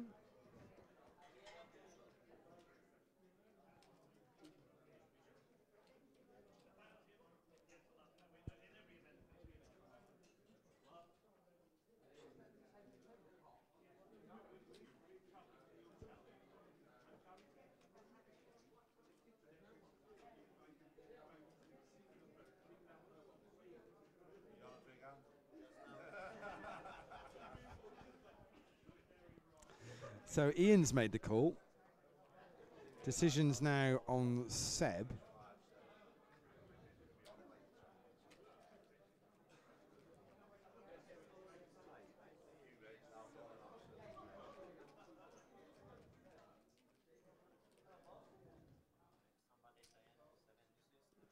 And he makes the call. So we're going to be 3 players to the flop here with about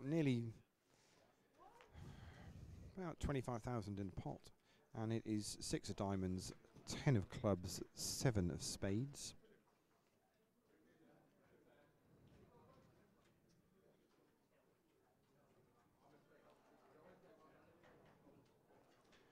And it's a check from Ian. Decision on Seb. Top of your screen in the red t-shirt. Looks like he's going to make a bet, and he does.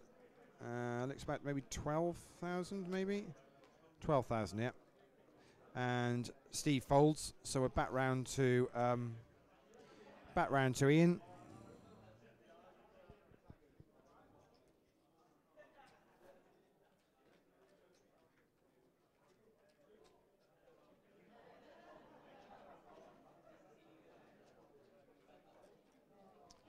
Say the board is 6, 10, 7, and Ian folds showing a 7. And Seb shows 6, 7 for two pair.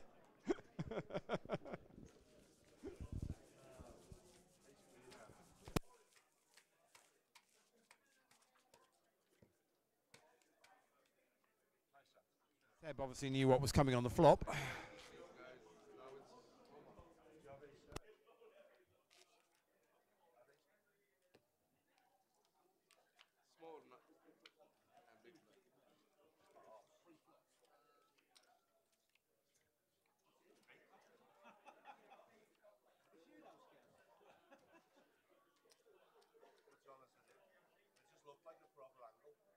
Hope you're all enjoying your Sunday nights at home. Don't forget, every Sunday night you can qualify for a trip to Vegas on Grosvenor Poker Online.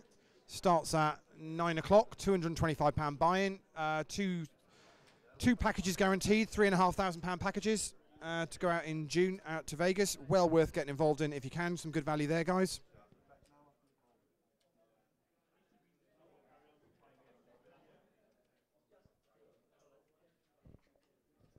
Certainly once we finish the Worlds and I'm back home, I will be trying to qualify myself to get out to Vegas this summer.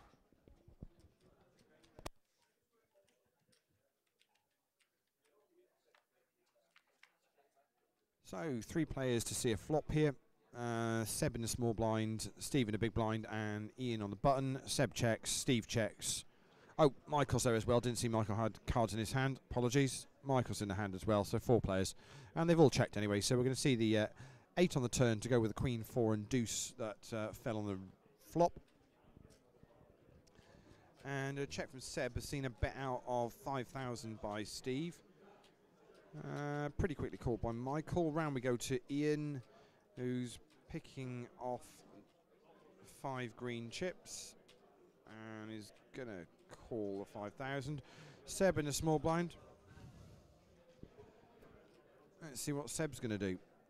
And he folds, so 3 players to the river.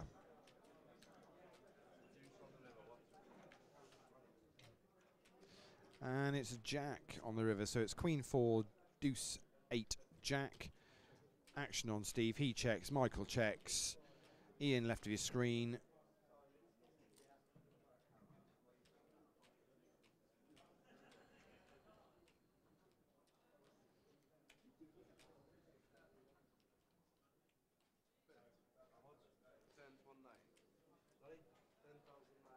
10,900 is the bet from Ian. And called by Steve.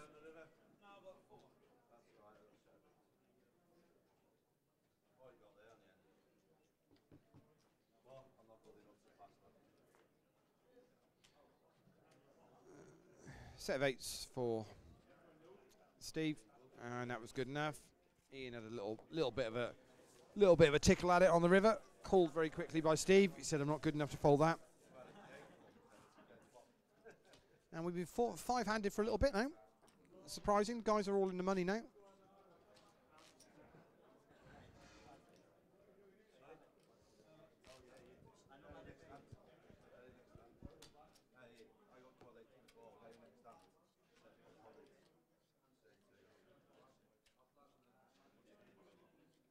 still waiting.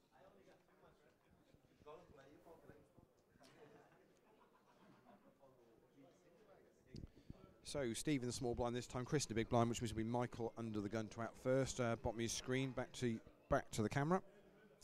He folds, as does Ian, as does Seb on the button, so it's just blind on blind.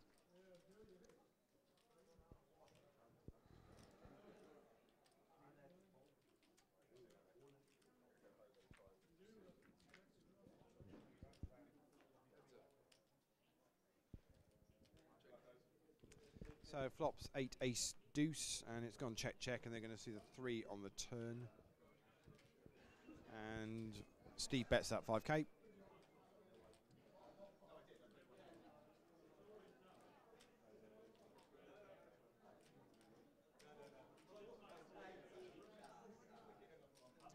And Chris makes the call, so both the players get to see the river, and it is the Jack of Spades on the river. And Steve checks this time. Chris has another look at his cards, right of his screen, baseball cap.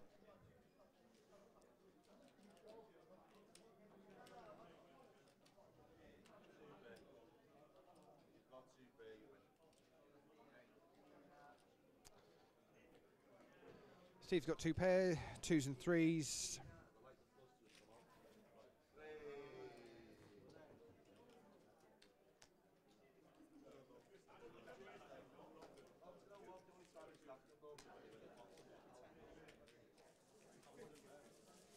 And that's good enough to take down that one.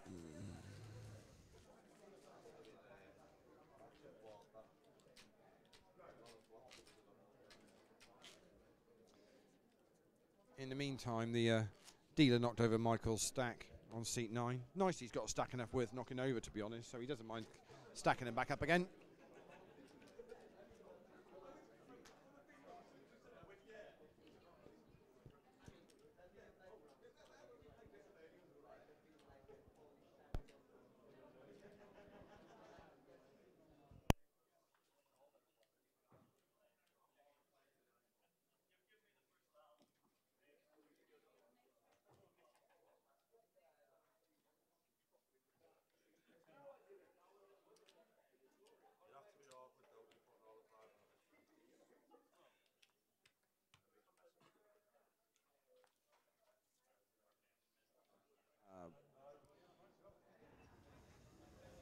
Pop bet from Ian, gets through.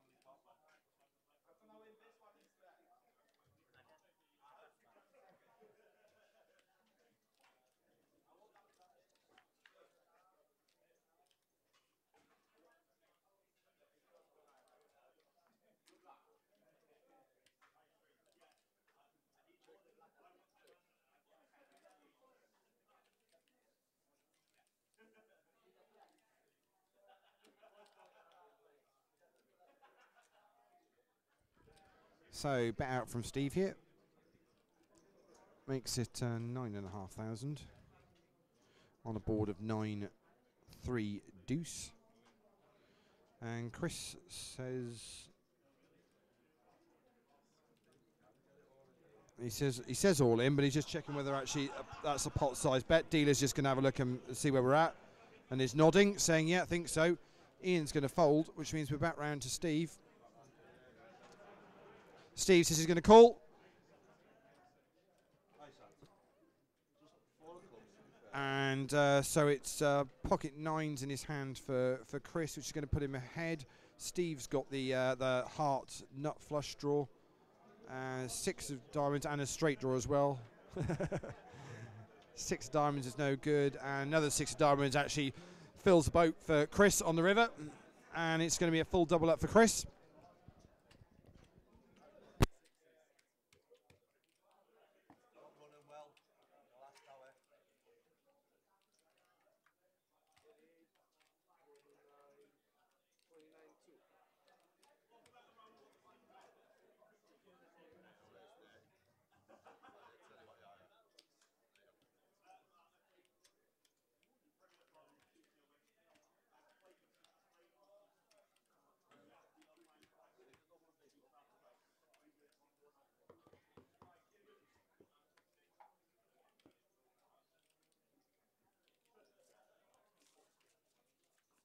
Change of dealer.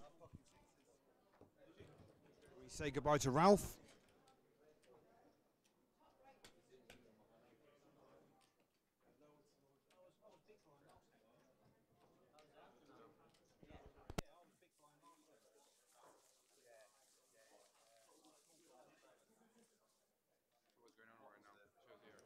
What's going on right now?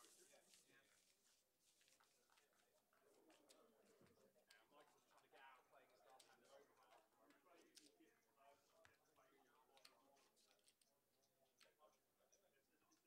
here. Last hand of Omaha in this orbit.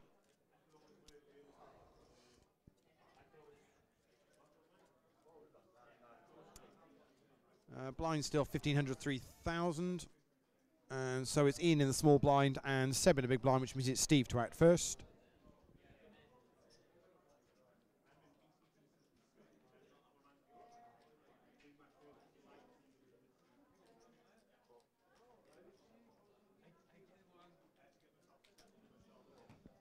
And so Steve makes the call, Chris makes the call, Michael makes the call.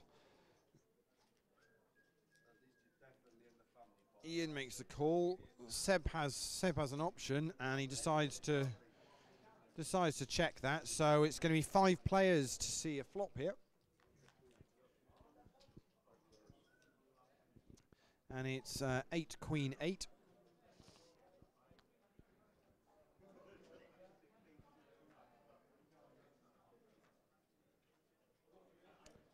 And we've checked all the way around to Michael on the button.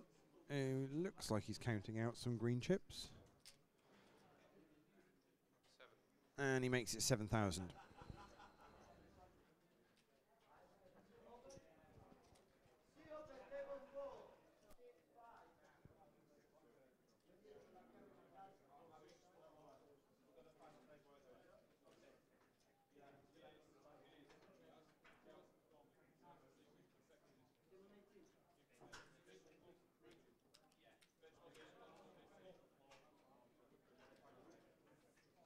And Michael scoops.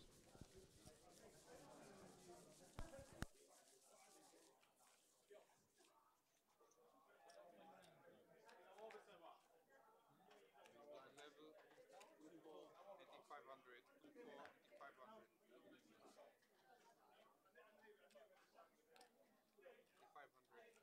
500 and give you blind level, guys. It's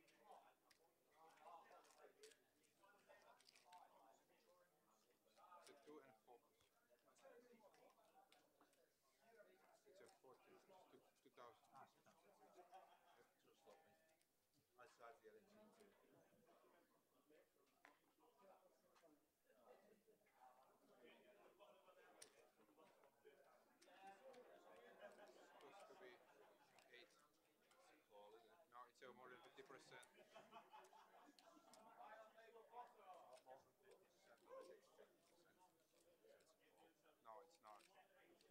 and the more. Can we get a floor over here? It's a 50% and more. Can you call me the floor here? Can you call me the floor? I don't have to shout here. Floor feature table. I just did the same and it got done as a fault. I am like this weekend, so I am like for same, 100% sure to make this it's decision. well, same thing happened. Yeah. This weekend that it was deemed as a fault. Yeah, me. We have a situation where it's like we are blinds 2-4. This guy puts like 6,000. So I make him to put 8,000 like a raise because it's more than 50%. Yeah, so It's actually not more than 50%, it's 50%. the 50% and more. 2, 4, 6. I make it 8. So what's it stand as, a call or raise? No, it's a race. It's indicated to the race. All motions with the race. Okay, just the same thing happened to me yesterday. And he said it's more than 50%. It's alright, if that's what the rule is, that's fine. We do 28 rule 2017. That just means that I'm a freelance dealer. Made a mistake I don't, could be me, absolutely could be me. That's the rule, that's the rule. We've had this before, it's different in every place. No, it was, I know it's different in every place. Finally, we see a flop, and it's Queen Ace Deuce.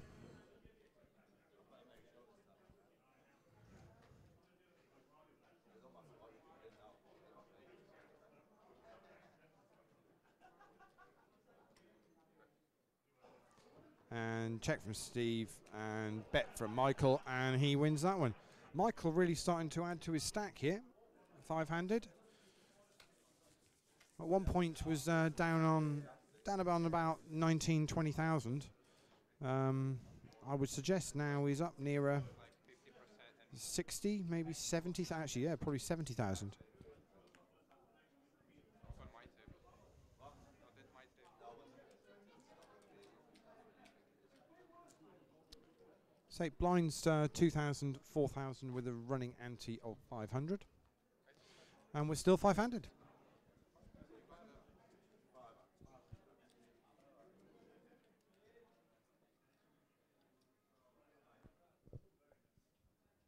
So Seb on the button, and it's Steve in the small blind, Chris in the big blind. Michael folds, as does Ian.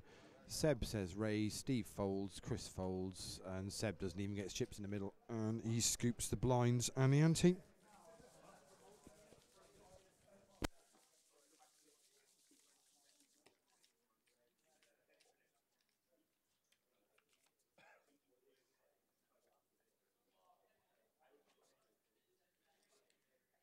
So looking at tomorrow's lineup, Bank Holiday Monday, the 12 o'clock is the final table of the 8 game that's currently playing out today. 12:30 will be main event day 1B. 1 o'clock is the pot limit Omaha 8, so that's the high-low championship.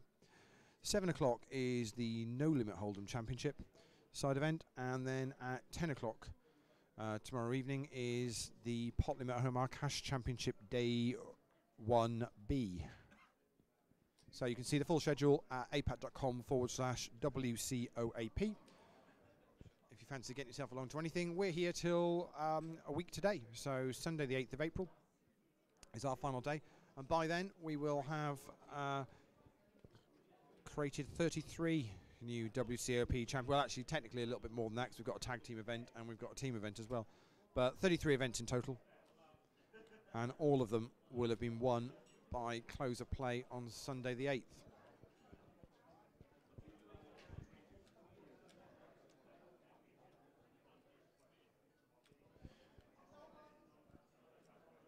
So a call by Ian sees Chris make up the small blind, and then Michael raise it up from the big blind. Decision back on Ian, left hand side of your screen.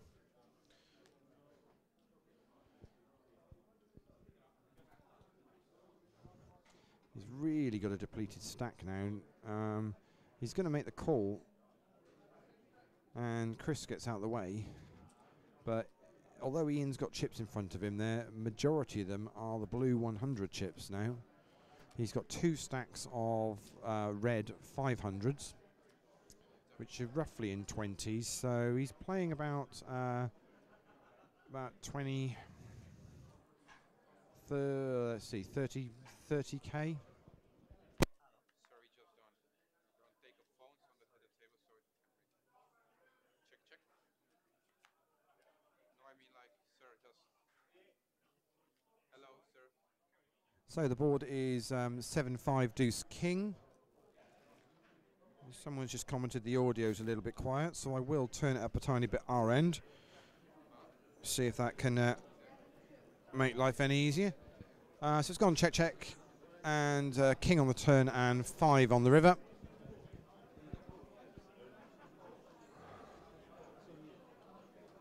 And Michael's checked again.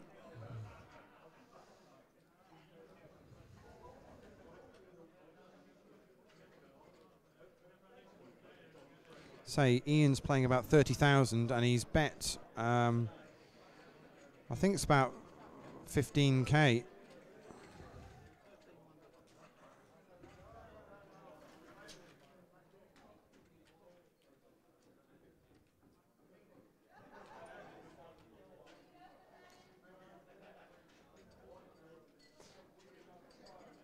Yeah, 15,000 is the bet. Can Michael find a call here? Would absolutely deplete. I mean, Ian's probably got less than 15k behind now. No, it's a good bet size from Ian, because it oozed strength. Whether he had it or not, we'll never know. But it certainly oozed strength.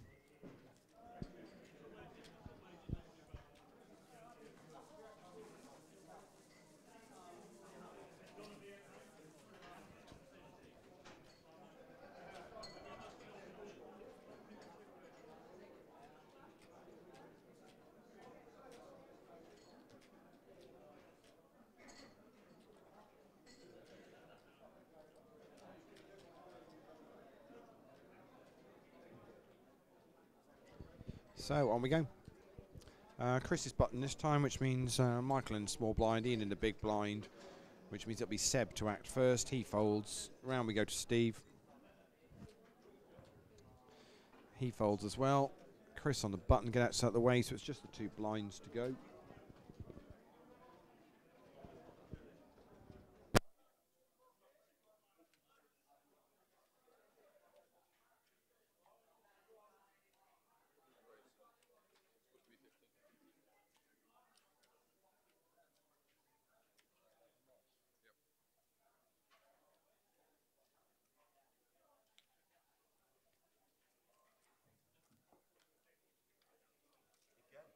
Raise from Ian and fold from Michael, and Ian shows pocket 6s this time.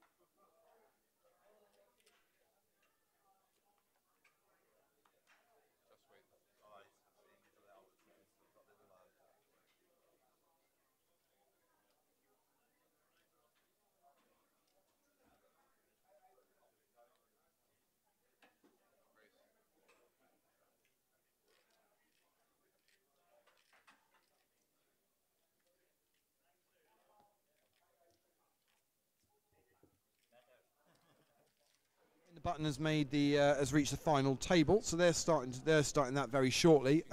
Hopefully, we'll try and get some live stream of that later on once this one finishes.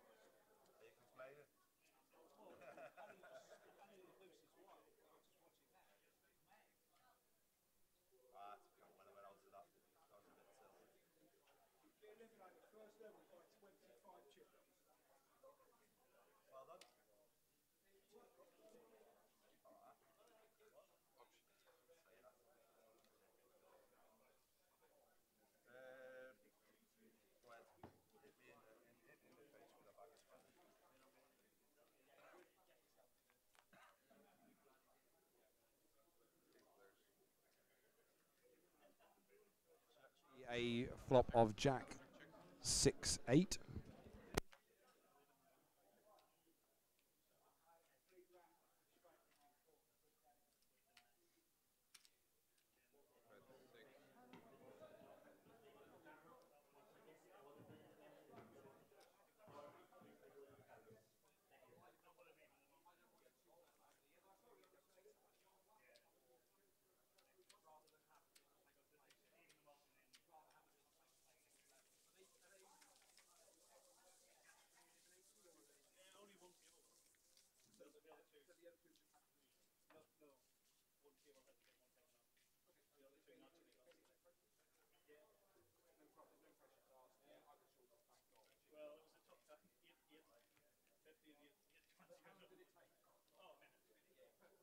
Oh, I get what he means now. He got knocked out because he had 20. I thought he just meant, oh, he had recovered by 25 chips. Do a chip count. Where's the short stack? Oh, no. So he's the short stack by 25 chips. That is quite sick. And is it close again? And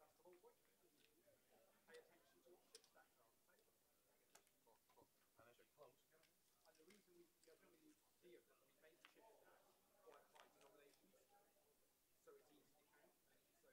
So, we're not exactly like you've got. I check. The whole concept is that you pay attention to the face. King 10 4 10, and it's gone check check check check, and deuce on the river, and three players in, and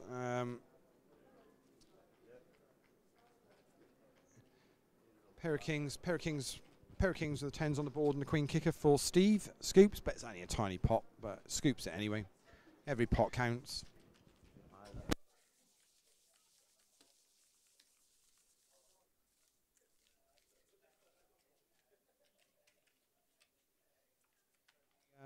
Survivor shootout has just gone through the first level. There was a couple of natural eliminations on two of the tables, but one of the tables had to have a chip count, and the shortest stack by what was only 25 chips in the end has exited. That's why you've got to be paying attention to the chip stacks at the table in a Survivor shootout. We go with Omaha here on this final table of event 7, round of each.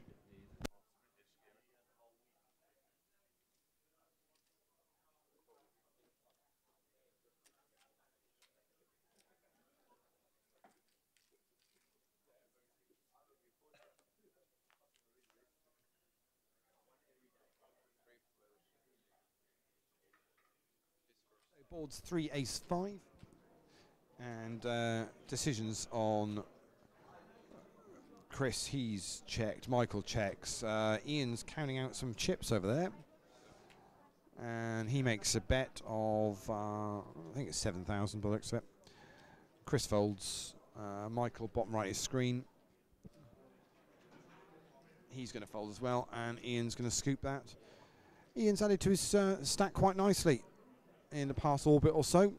After getting himself down to about 30k, he's probably back up to now or T50, yeah, about 75, maybe 80,000.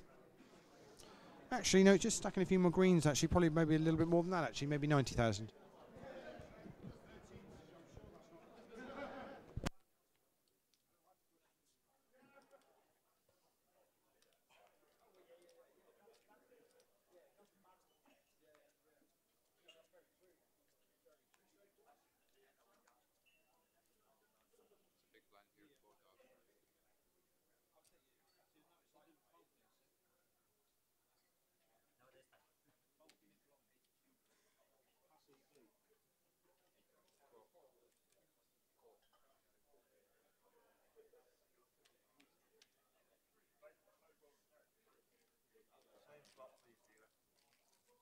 Seb bets 4,000. Steve does as well. Michael makes it the small blind.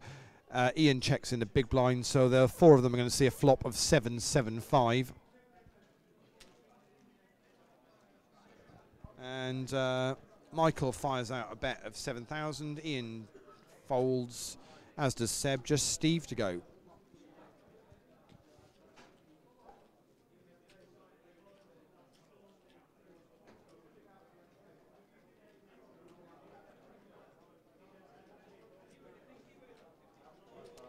And he's going to fold.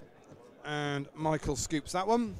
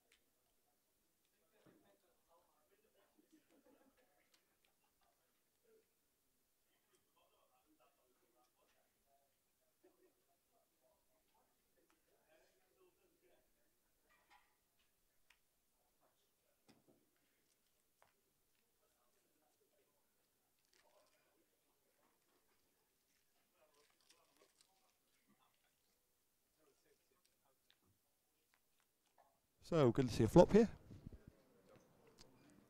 And it's 3 of hearts, queen of clubs, 6 of clubs. I'm just going to check on the volume again because our good friend Ian says it's still a little bit on the quiet side. I have got the mics turned up as loud this end without getting an audio peak warning, which sometimes kicks in on our software. 10 of spades. I'm also trying to speak a little bit quietly just away from the table so as not to get in the players' ears when we're five-handed and deep in this tournament. So apologies if it is a little bit quiet for anyone at home. Either try and turn your volume up, or I think it does vary between devices as to what you're listening to it on as well. That might make a difference as well. So the board is 3 queen 6 10.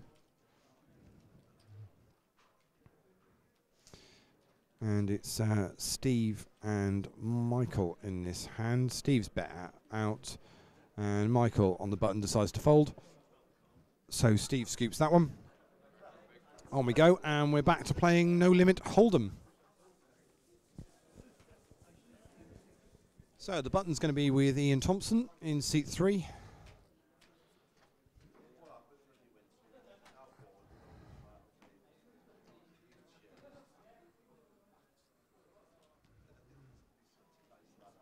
Blinds are still 2,000, 4,000.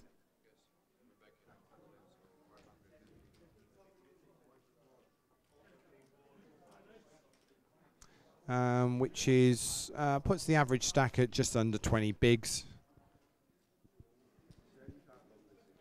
So Seb in the small blind, Steve in the big blind, which means it'll be Chris to act first. Right-hand side of your screen in the baseball cap. So the guys are back playing No Limit Hold'em. He makes the call for 4,000. Michael gets out of the way. Over we go to Ian's button. Seat 3, left-hand side of your screen. And he's having a little think about it. Seems to be counting out a decent stack of his green 1K chips.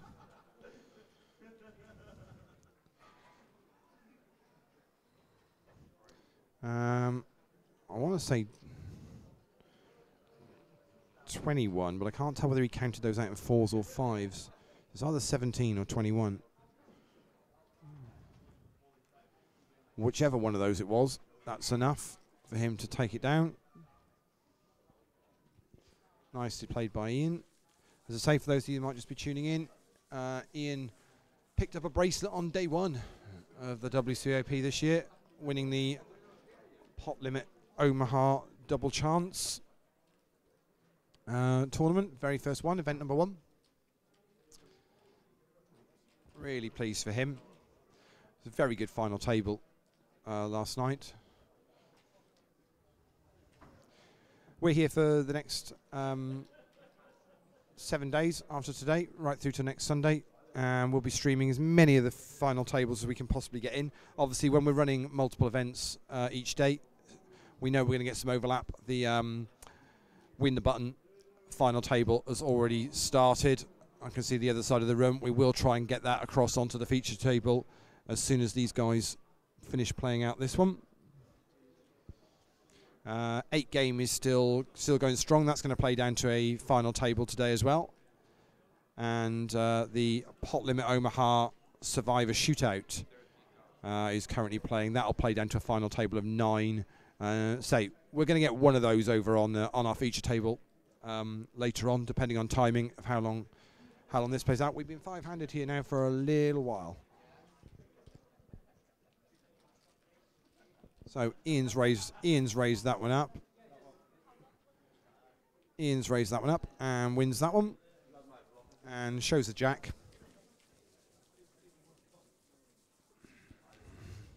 Not quite sure why this has been 5-handed for so long. Top 5 get paid, so the guys are all in the money now.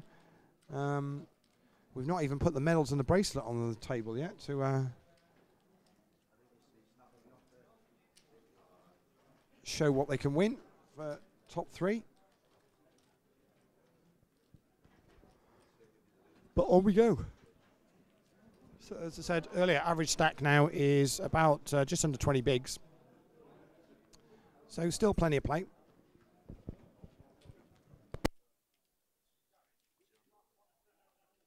As we try to do with all of our tournaments, give the players as much play as we can, as much bang for your buck.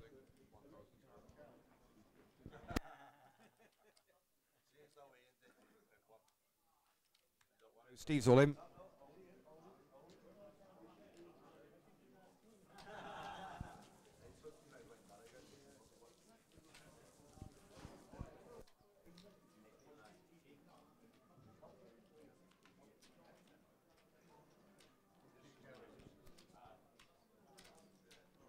Still quite a busy card room for a Sunday evening. We still got what we got. About, I think, 12 tables still being used at the moment. Should be quite busy tomorrow. 12 o'clock is the final table of the 8 game. 12:30 is then day 1B of the main event. And then we've got a PLO 8 and a No Limit Hold'em side events in the late afternoon and early evening, and finishing off the night with a Pot Limit Omaha cash game day 1. The cash championships are absolutely superb. You play a 3-hour session based out as a cash table, and then the top stacks can take their stack through to a final table next weekend. There's also the buy-in also has a small tournament entry element to it as well as a prize pool. So that final table on next weekend for the cash tournaments will be, you're playing not only for your cash, but you're also playing for a tournament prize pool and obviously a bracelet for winning the event.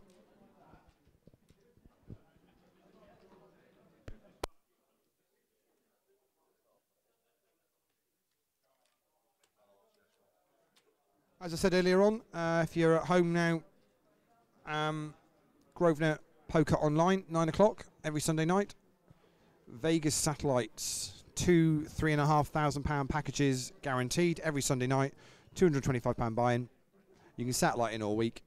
Great value. I got to go on the trip last year, won a package. Going to desperately try and win one this year as well, because the guys really look after you out in Vegas. The Grosvenor team are superb when it comes to that. Ian all in and gets that through. And shows what we're looking at, Ace King. Michael says caught with my hand in the jar, so gonna have a change of dealer again. Looks like Ralph is back.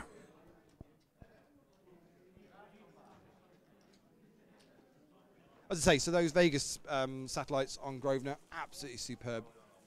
So tonight's satellite will have just started, 9 o'clock, and with late reg for, I think it's about an hour and a half actually, so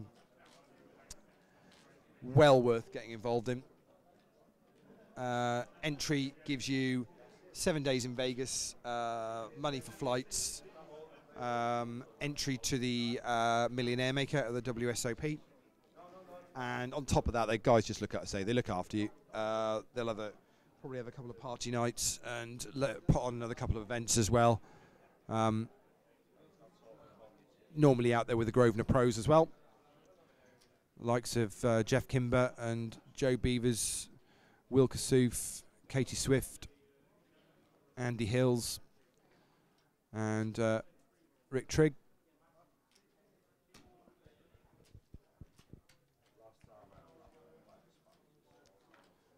And they all know Vegas very well, so even if you're a newbie to Vegas, it's well worth getting involved in. And don't forget, once we finish this live event in Manchester, we've got the WCOAP online event, which is 8 days of pretty much every online variant that we can get on Grosvenor, culminating in our main event, which will have a £560 GUKPTC added on top for the winner. Seb scoops that one up.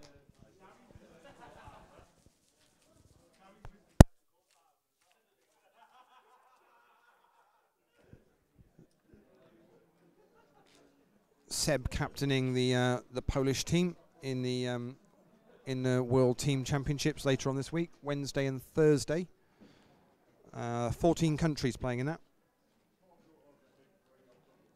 I'm running that event for 2 days, but we're also going to try and get some streaming of it as well. So we'll try and do both if we can.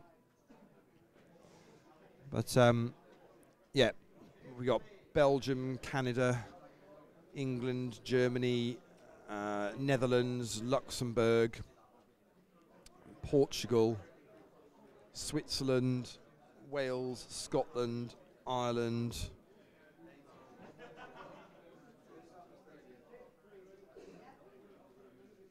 Sweden as well. I think I've got to 14. I think. Well, have if you include Poland, who I've already mentioned, that Seb's captaining. Seb in seat 5, top of his screen.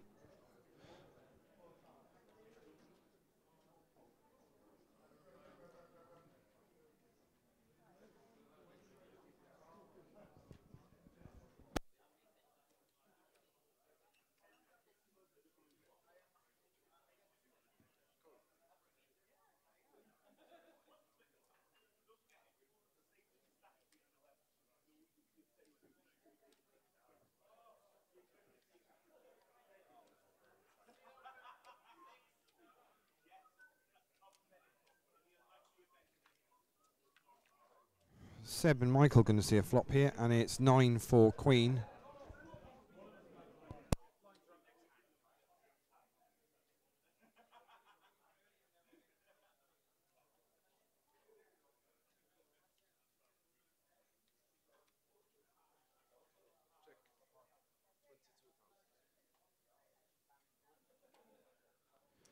So Michael checks. Seb says pot. 22,000 is the call on that.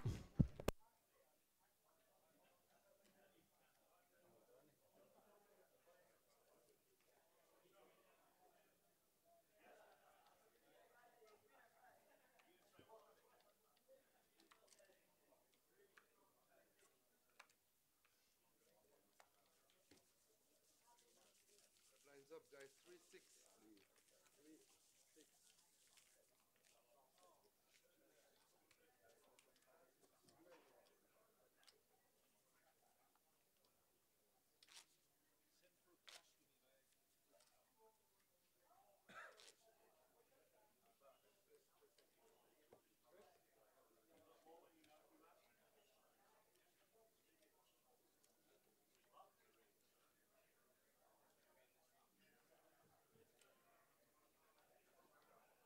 So blinds now 3,000, 6,000. And we've Ian to act first. He folds Seb folds. Steve's not here at the moment, so his button is folded. So just the blinds to go. Chris in the small blind, Michael in the big blind.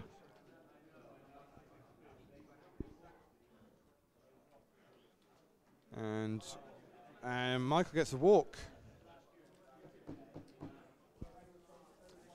So the average stack of 76,000, I think it is, if my eyesight's any good, means that the guys are now playing, 13 bigs. That's quite a big jump from the last level. So we should really be losing one or two this level now, I'd suggest.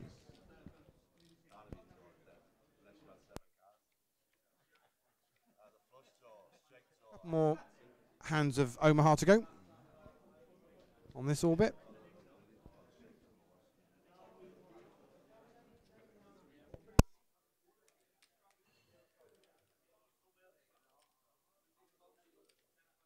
Folded all around, just the blinds. Michael in the small, and Ian gets to walk.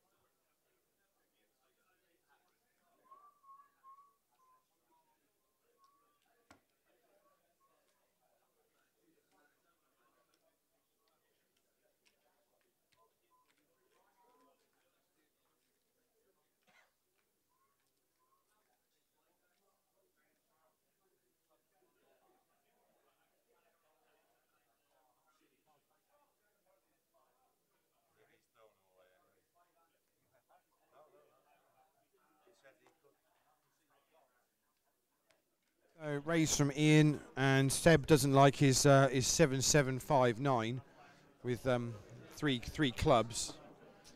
He's playing super tight. Yeah. So he had like a pair in his hand. I mean, I'm calling that, surely.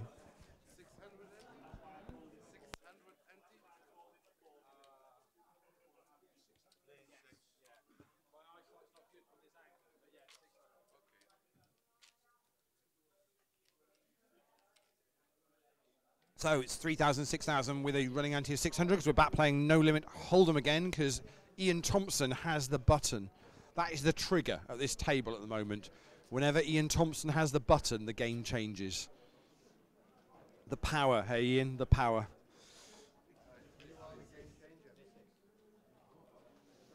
I'm surprised he doesn't like bang his fist down on the table and say, change the game now. I have the button. So Seb in the small blind, and it's Steve in the big blind. Chris gets out the way under the gun, which means around to Michael, bottom of your screen, bottom right hand side with his back to you. Quite rude, he's had his back to your camera all game. I mean, it's as if he doesn't want his face to be seen, I'm not sure. So Michael says, I'm all in. Scouse is already saying if I got a W up again, but Seb is first to act from the small blind. Don't panic, folks. Ian's just gone for the world's quickest toilet break, so he's folded straight away.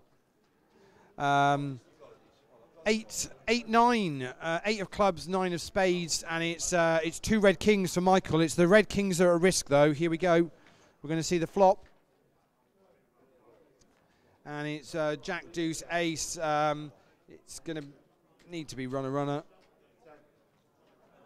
Another ace is going to do for it, so count them up. It's a double up for Michael. Got to see the river card as well. Yeah. Scouts called for the 10, but it didn't come until the river. Too late by then. So going to be a double up for Michael.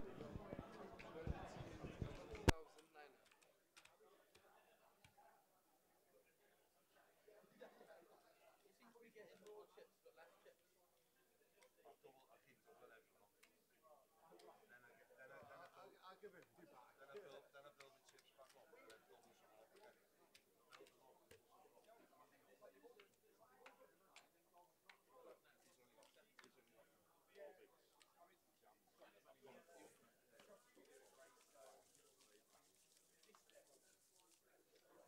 He's only got four bigs. What's the big line? 6,000. The average is Well, about 70 now. No, it's been out for now. I had the auction. No, it's been out for ages. I've doubled him up twice. And I give him back.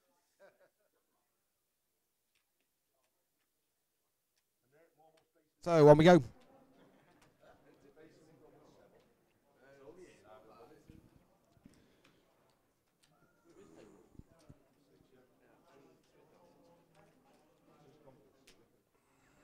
Yeah, he's just going to make it back. Ian's on his way back. Whether he gets back in time before his cards hit, it's going to be.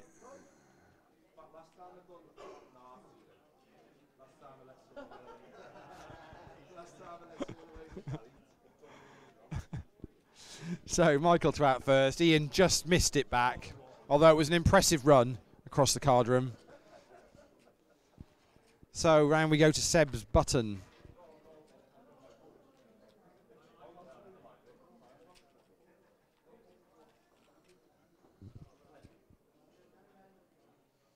And Seb's going to raise it up, and Steve gets out the way from the small blind. Chris in the big blind. Decision on him. Right hand side of your screen. Hoodie and baseball cap. Just asking how much. 12,000, I think it's there. It's just a min raise from Seb. And Chris folds. Seb scoops that. Shows an ace. And shows a card that probably wasn't an ace. But we'll never know.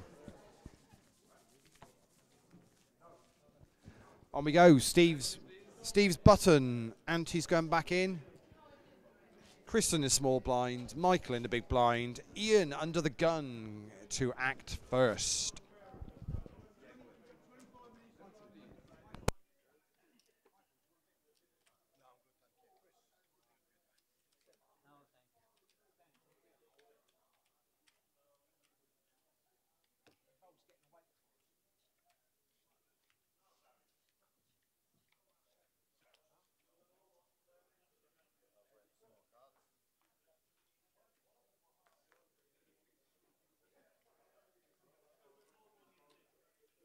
We fold round to Steve's button. Steve says, I am all in his Scouse accent. Chris says, I'm all in from the small blind. Decision on Michael in the big blind.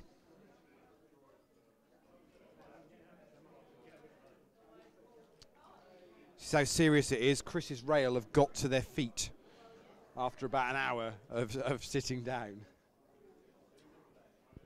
But decision is still with Michael, big blind, and he folds. So cards in the back. It's 10-6 offsuit for Steve, and it's 5-3 of hearts for Chris. The 5-3 is at risk here. Let me win one of these flicks, please. I don't know how to 7 of them now. I lost everyone. Just 10, 10, 10 balls, no sweat. And it's deuce, deuce, 10. And an ace gives an out for Chris. It's the 4 of hearts on the river. Everybody knew what the outs were, but no one wanted to say anything, and Chris gets there. Chris gets there. Dealer's going to count up the stack. It's going to be a double up for Chris. Michael was stood there when seeing the board coming out going, I think I wish I was in the hand, but I think after he's seen the river, he's thinking, nice fold. Yeah? Yeah.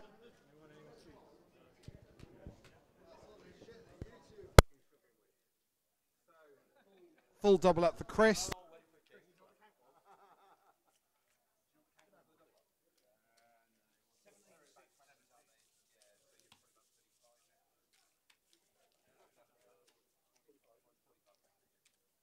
Chris up to about 45k now.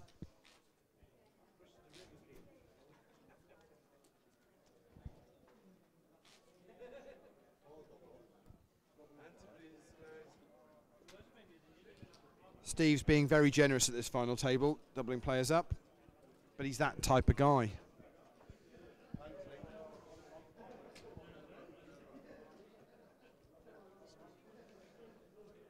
So on we go. After that little bit of excitement, Michael in the small blind, Ian in the big blind, which means it's Seb, top of your screen. Red t-shirt, sunglasses on. He folds, as does Steve. Round we go to Chris with his newfound chips. He folds. Michael makes up the small blind. Decision on Ian. Ian says, let's see a flop. So we're going to be 2 players to the flop.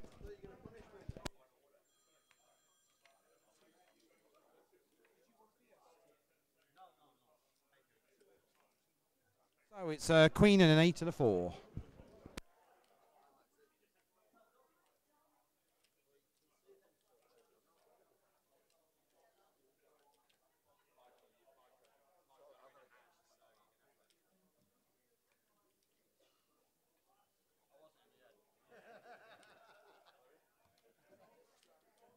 So Ian bets out, Michael folds, Ian shows a 4, and Ian adds to his stack. He's really moved, well, I don't know, move up through the gears, but certainly he had probably a level and a bit back, was down to about 30,000. He's now playing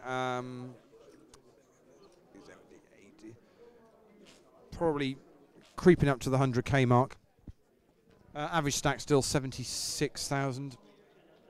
Blinds 3,000, 6,000 with a running ante 600.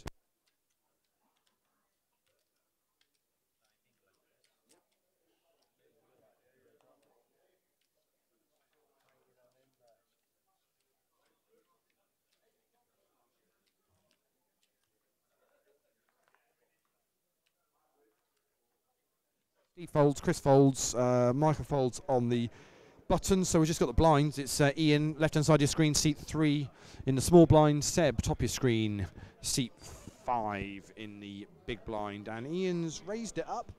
Let's see how much it is. 15,500 is the raise. And Seb folds, and Ian adds to his stack. I'd say Ian's chip leader, just over 100,000. Seb's playing about 88,000. Steve's on about 50,000. We worked out, we thought Chris now was on about 45,000. And Michael's playing about 35. Yeah, something like 35,000. That's where we're at then, 5-handed. Blinds 3,000, 6,000. We're back to pot limit Omaha because Ian Thompson's on the button, and that's what it means. Bang. So round we go. Chris folds and Michael is made a raise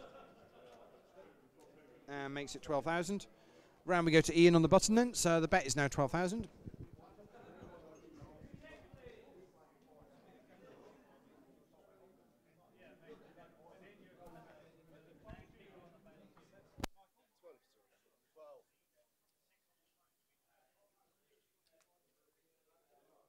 Ian folds, Seb folds, decision on Steve in the big blind. It's effectively a min raise. He folds as well.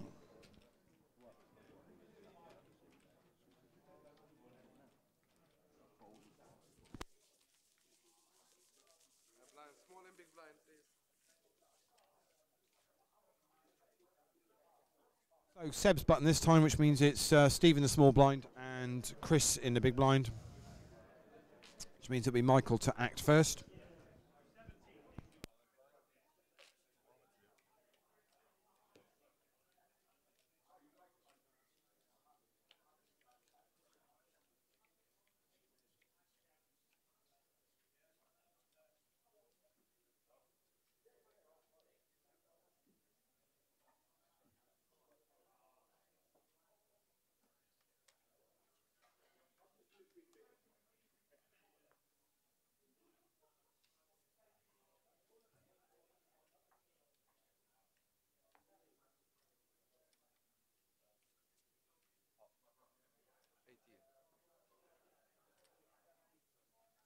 All the way around to the blinds, and Steve calls pot, which takes it to 18,000. Decision on Chris in the big blind.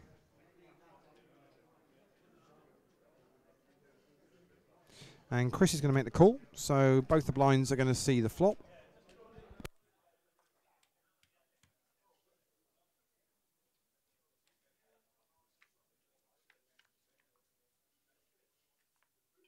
And the flop is 7-4-4, 2 clubs. Steve says I'm all in.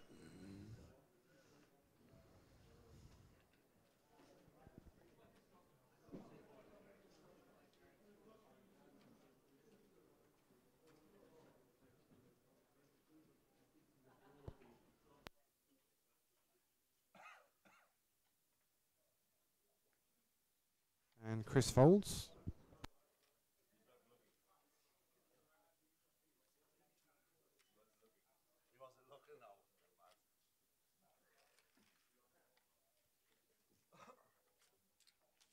So on we go. Steve's button this time. Chris in the small blind. Michael in the big, which means it'll be Ian Thompson to act first. Seat 3, left hand side of your screen.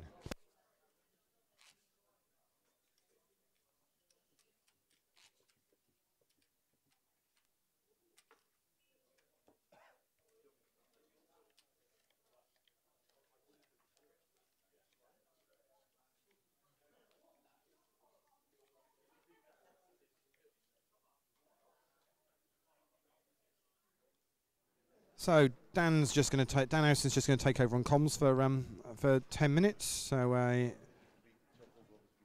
possibly won't be able to beat Simon and Dave from earlier on, but he'll give it a go. Over to you, Dan.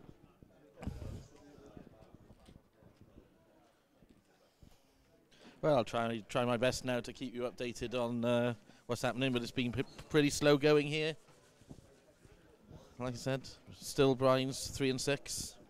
Average stack is just over 75,000, and pretty much everyone at the table is short stacked. We are on the Omaha round, and there's 2 more hands, I believe, at the Omaha until we change back to Hold'em.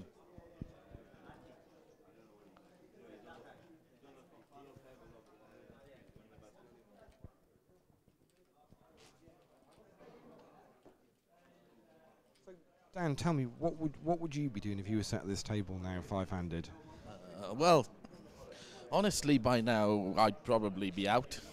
Is the actual truth? Or if I was sat there, I'd probably be pulling out what very little hair I have left. It's an interesting one to say the least, and as I say, with how shallow the stacks are, some of these players really do need a double up, and quickly.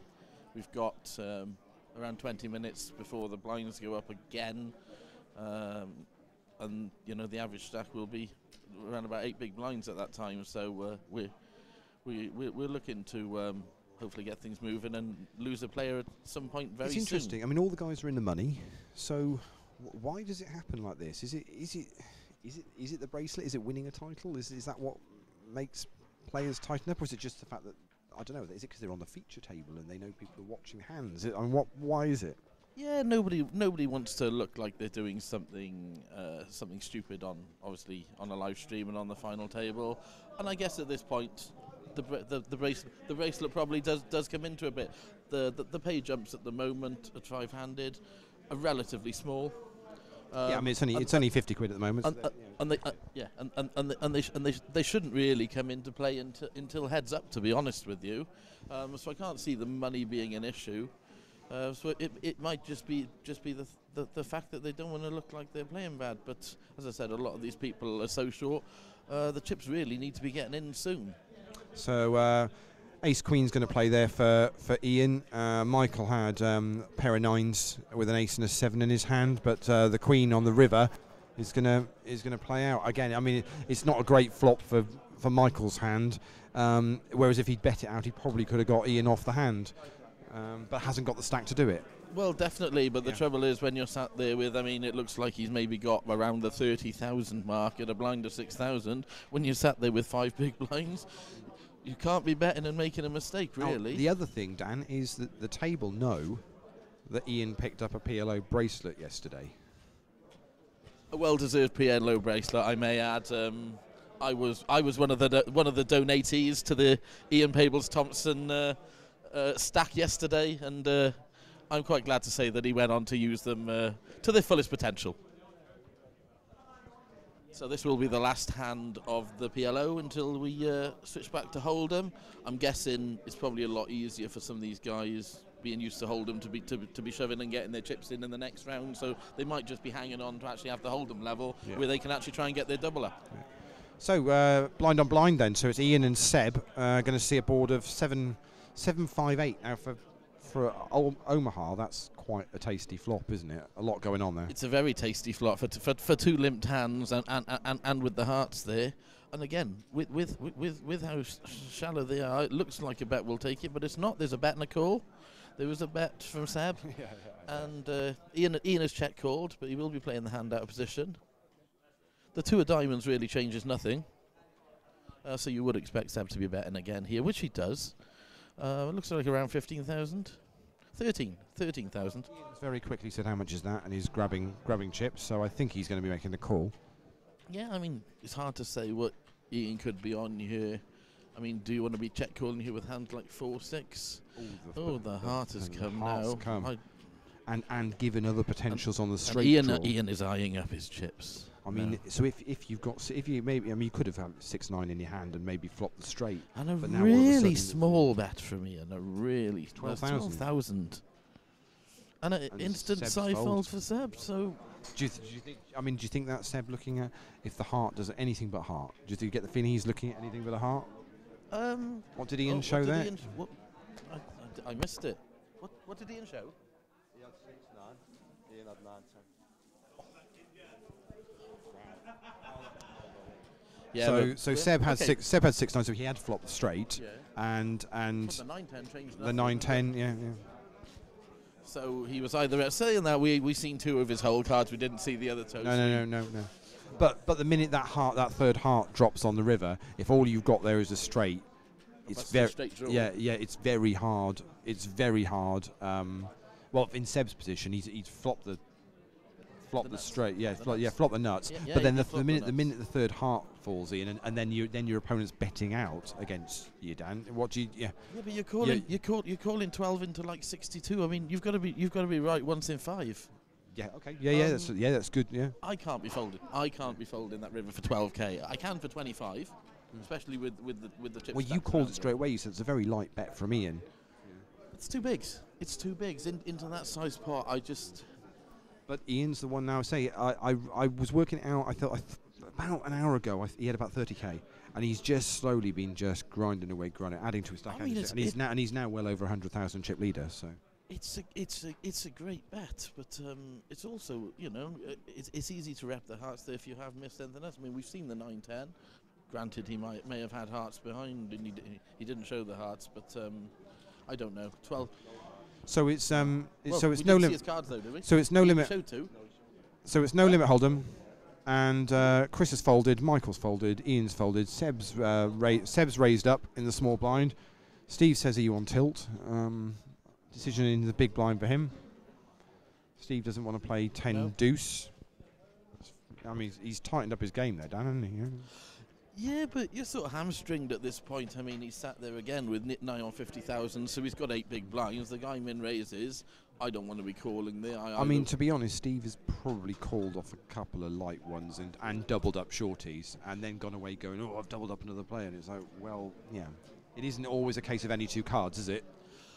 No, and you've got to look at the table dynamic, and personally, I don't want to be shoving the button with 10-6, knowing that they're both short and they have to call you relatively light. And when you're not beating a random hand, don't get me wrong, you got very, very unlucky with that 4, but you're sort of asking for a bit of trouble when you start shoving. I agree. Completely agree. With absolute spanners, really.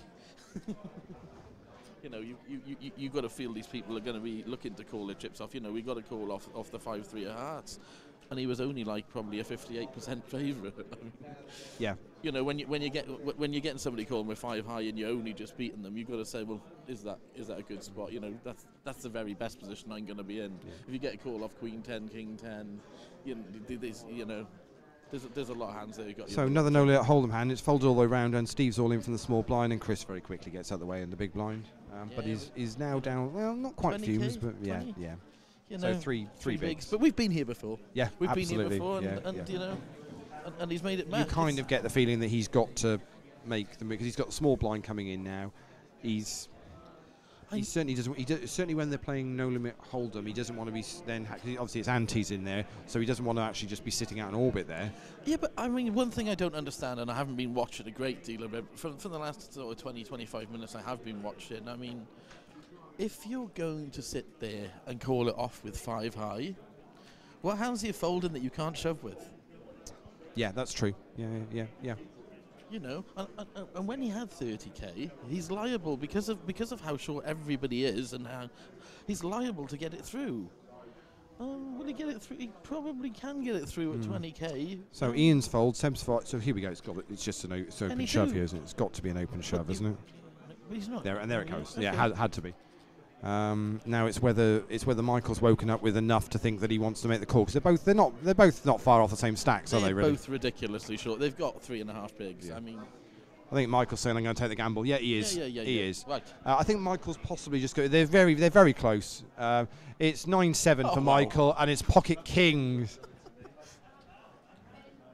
And it's kings for Chris. I can't call it as to which is which. They're pretty close anyway, so we'll see this run out, and then we'll count up. 8 king 3. I think that's pretty much going to no sweat at all. It's going to be done for. And if Michael's, I think you've probably got more chips from looking from here. I think Michael's probably. I think Michael's probably going to have a tiny bit back. Yeah, he might be. Yeah. Huh?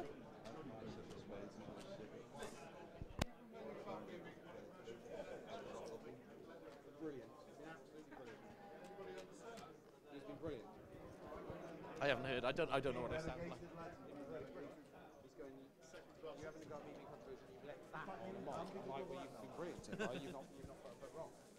I can be sensible.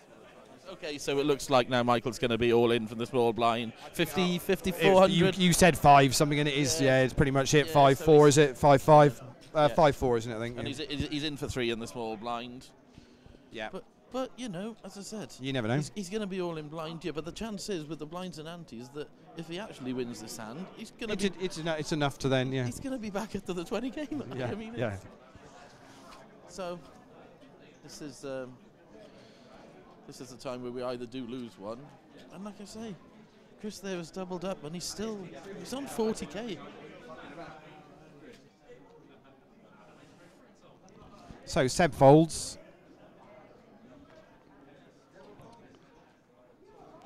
Little dwell up here for Mr. Bailiff. He knows the man's going to be all in. So it's decision time. It's decision time. He says, "I don't know what to do. I've seen his hand, and I know what I'd do." Fold. How was it? What? Oh, that's an instant. No, that's not a decision. Right, Steve has made the all in. We're not sure what he's got, but we're going to find out very shortly. Decision on Chris now, right-hand side of your screen in the baseball cap, just doubled up. Oh, and he's having a good think about it. I mean, Michael here is going to be on for at least a triple up at the moment, but I think the chips are going in the middle. The chips are in the middle with Chris as well. We know Michael's all in, yeah. And decision is over on Ian Thompson over in seat. Decision with Ian Thompson over on the left-hand side of your screen in seat 3. It's an interesting one here, because he could have actually folded the small blind and taken the money jump. Potentially, yes. I mean, it's sort of irrelevant, but yeah. Oh fuck. Ian's asking which is the biggest stack. Now we've got Ian. The big stack is dwelling up, and Ian's now asking which is the biggest stack. He's going to know. He's folded. No, he's passed. I think. There's not a lot between Chris and Steve here, is there? There's not. It's So- pocket aces for Michael, the shortest stack. And it's sixes for Steve, and Chris shows nines. Wow. So it's actually the aces which is the shortest stack here. After Michael's last hand, it's pocket nines for Chris, and it's pocket sixes for Steve. Chris and Steve is not a lot between them, I don't think, Dan, is there? Here we go then. Let's see the flop. Wow, It's there's a six on the flop. Six, king, on the five. flip. Bailiff goes huge favourite. Here comes the turn. Oh, it's a deuce. It's a deuce. It's an It offsuit needs to deuce. be a 9 or an ace for either Chris or Michael. And And it's a king king. on the river. And it's a full house sixes full of kings for Steve so we're just Bailiff. going to have to do a bit of counting up here. We definitely know that Michael's going to depart in 5th place. Very well played Yep. to him. And I believe it's going to be Chris in 4th. It looks like a double elimination. I mean, It probably is, Dan. I think you're right. Stephen sat there with well over 60,000.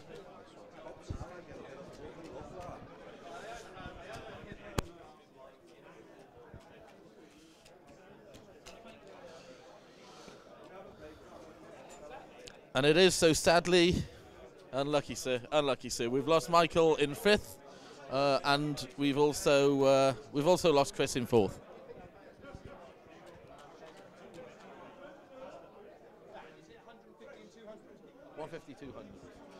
So that's 150 for 5th place, 200 for 4th, and each of our remaining 3 players will all be guaranteed the £305. And do we have medals? Do we have medals? So now we're official in the medals, and this is what it's all about. This is what it's all about. It's about the silverware. Guys, you're due 10 minutes at the end of this level. Do you want to pause the clock and take it now, or do you want to play it and then you play it through, or do you want to play the 26? I'm happy pausing. Seb, are you comfortable with that? Give us a time. And we're going to take a short break, and we'll join you with the remaining 3 for the medal hunt. Yeah, so 10 minutes. The guy's going to break them with there. Brilliant.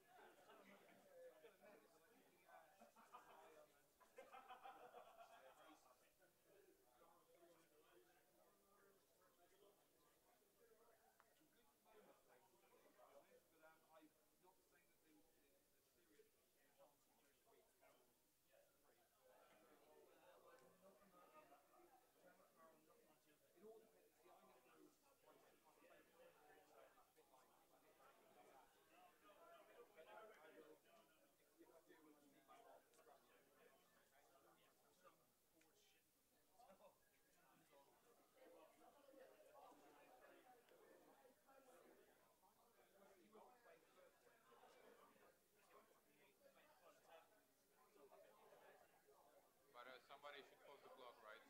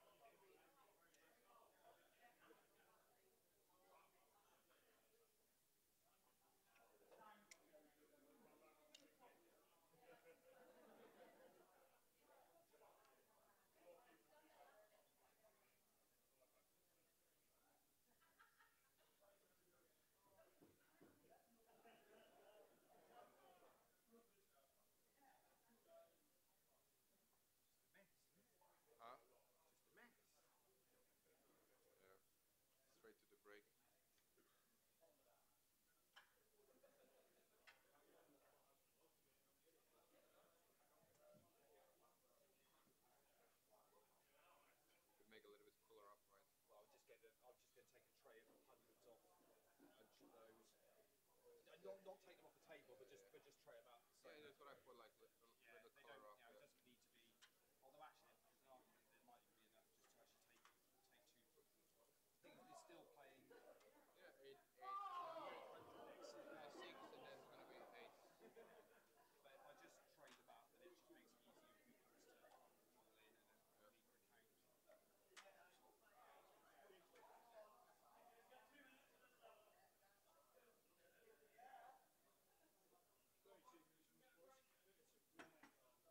Give some chips. We don't even have to do.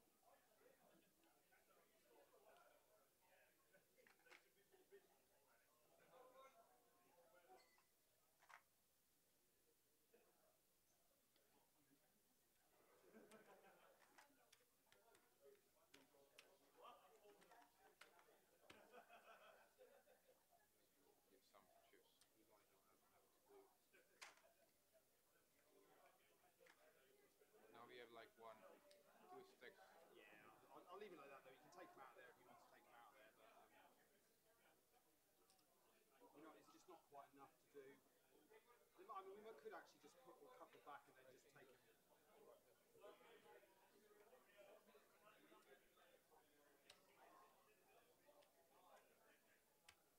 We also can like bring one stack of 500. Yeah. It's 20k here. 6 and 4.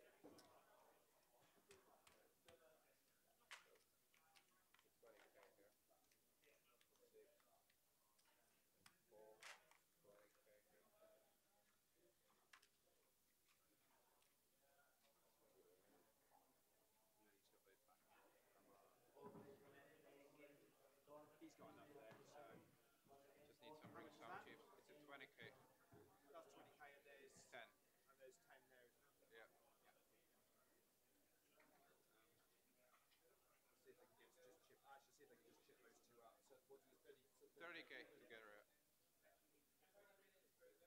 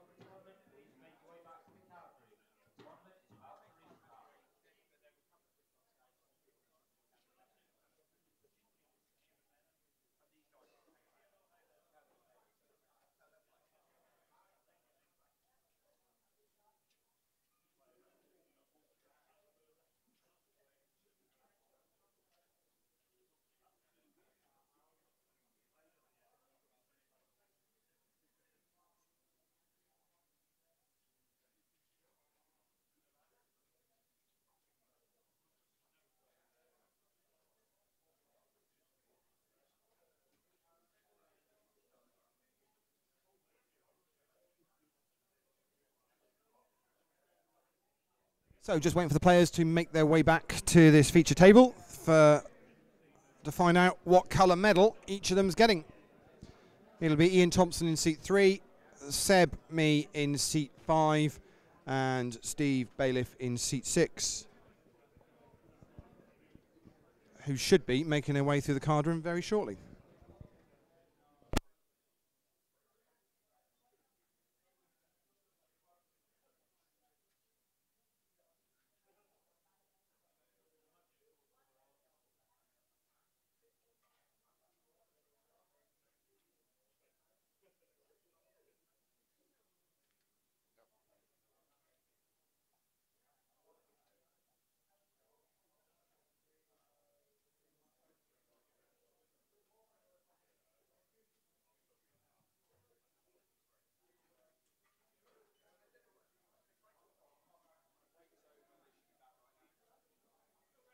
Nope.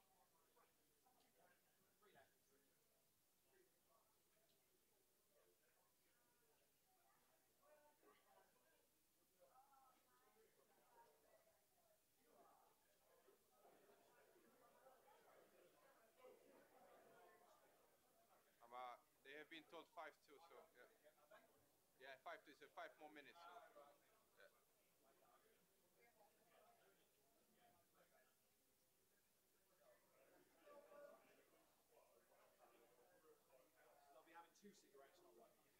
Yeah.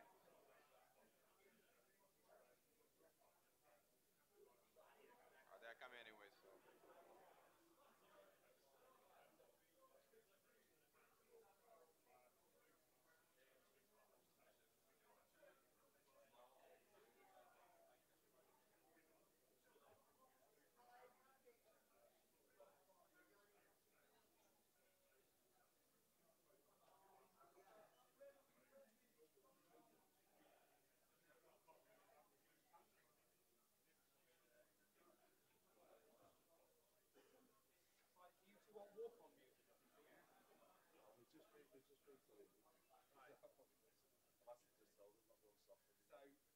We just trade up 20k, which you've got your 5.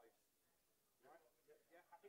Yeah, always happy. Just keep it somewhere visible. The 5k are really confusing. Ian, we trade up 10k. Yep, which you've got your 5, mate. Alright, happy? Lovely. I'm not happy now. Why did he get less than me? Because he's got more chips. I'm only messing with me. You know how I just ignored you? Yeah. Everyone does, lads. Right then, guys, you ready? Ready to get going yet? Now I feel like on the sandwich. So we've just been having a ciggy, just discussing how to bust you. Just messing about.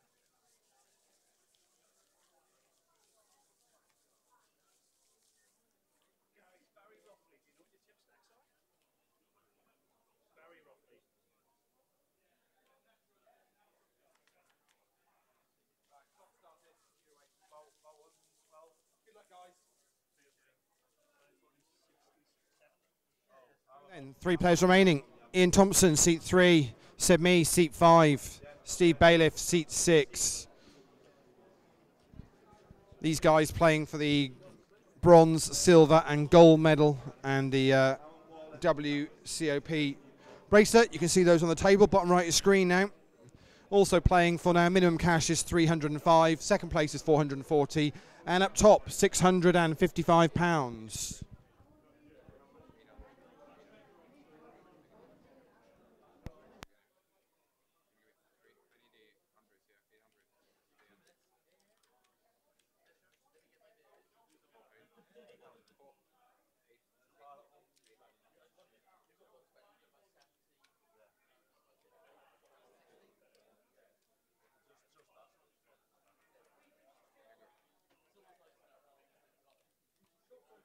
Back with me on comms. And I'm just catching in on things, but I believe we're up to 4.8 now, 48,000, with an average stack of 117,000. Are we looking at? So, yeah, What do you reckon stack sizes then, Dan? You had just a quick look during the break there. Just a quick look. It looks like Seb's probably on about 75, so about 12 big blinds. Mr. Bailiff here on about 15 big blinds, 120,000. And our chip leader, Ian, Mr. Pables, double bracelet hunter, is our chip leader currently with about 160,000, but still only 20 big blinds. So it's being three-handed. It's going to be fast and furious, and there's going to be some. It looks like a reasonably big pot developing here between Seb and Mr. Pables. We have a flop of Jack 9 6, 2 spades. So Seb's acted out a turn there and checked. So Seb has actually checked out a turn. Which is a pretty big error to make three-handed, really. It's given a lot of information away. Ian finds out a big bet. Well, I mean, if he moves all in now, it will be a questionable check. Because Ian's put out a big bet of around probably 25, 26,000. Looking at what Seb's got behind, I think if he shoves it, Ian's got to call. I don't see it. Well, that's the thing, that Ian would have to call it off, which would make his check questionable at best. Yeah, but he's folded. But he's folded, so it looks like it was a genuine mistake. So for anyone that is kind of paying attention with chips or can even see the chips, we've introduced just some 5k chips because we just took some of the hundreds off the table, really, just to make it easier for counting up chips, because we know we're going to have some all-in action going on here. So we just took about 30k off. Yeah. So there are some 5k chips in play now as well. Yeah, there'll be them nice bright orange chips you can see there, and there's one on the table at the moment in Mr. Bailiff's big blind. So it's. Oh, there we go. Shows it to the audience. Ian's button first to act here, and Stephen's big blind. I mean, what Seb's hoping for here now is that the other two clash, yeah? Yeah, well, I mean, he's down to maybe like 45,000 now. Yeah, so 5 bigs, yeah. And is that... Sorry, hasn't been dealt yet, so... I mean, realistically, with Seb's stack, you want to be shoving any two. You can't really go round another round and do it because you sort of become an auto call. So we're back to playing Omaha again. Right. Now this changes things. This, you know, it's tougher to get that stack in for him now in the Omaha round as well. Do you think if it was a no limit hold and run, it's a perfect opportunity there for Ian just to shove, knowing that he can't be called? Yeah. Yes, but you've also got to be a little bit worried about if Mr. Bailiff, wakes up with a hand. So Seb's looks like he's just flatted here, and Steve's come back over the top from the big blind. I mean, it's putting ultimate pressure on Seb, isn't it? I really don't know. I mean, the flat here from the small blind shows absolutely no strength. I really don't like this. And it's then called the raise. I really don't like this. So half his stack. So it's half his stack in the middle. I mean, how are the chips not going in here, Dan? Well, there's 36,000 in the middle, and he's got maybe like 26, 27 behind. I mean, you've got to be shoving any flop here from the small blind, haven't you? Surely. Well, you're putting your 26 in to win 110. I mean, you've got to be 8-7-3 with 2 spades. Yeah. And it's going in, and Steve's instant calling from Steve. So, so Seb has got 8-7 with an ace and a jack, and it's 9-10 Queen King. So Steve's up and down. Steve's up and down straight drawing, and Seb is currently ahead with 2 pair, and it's Seb whose tournament life is at risk here. And a 3 on the turn is no help. And the king, that's good.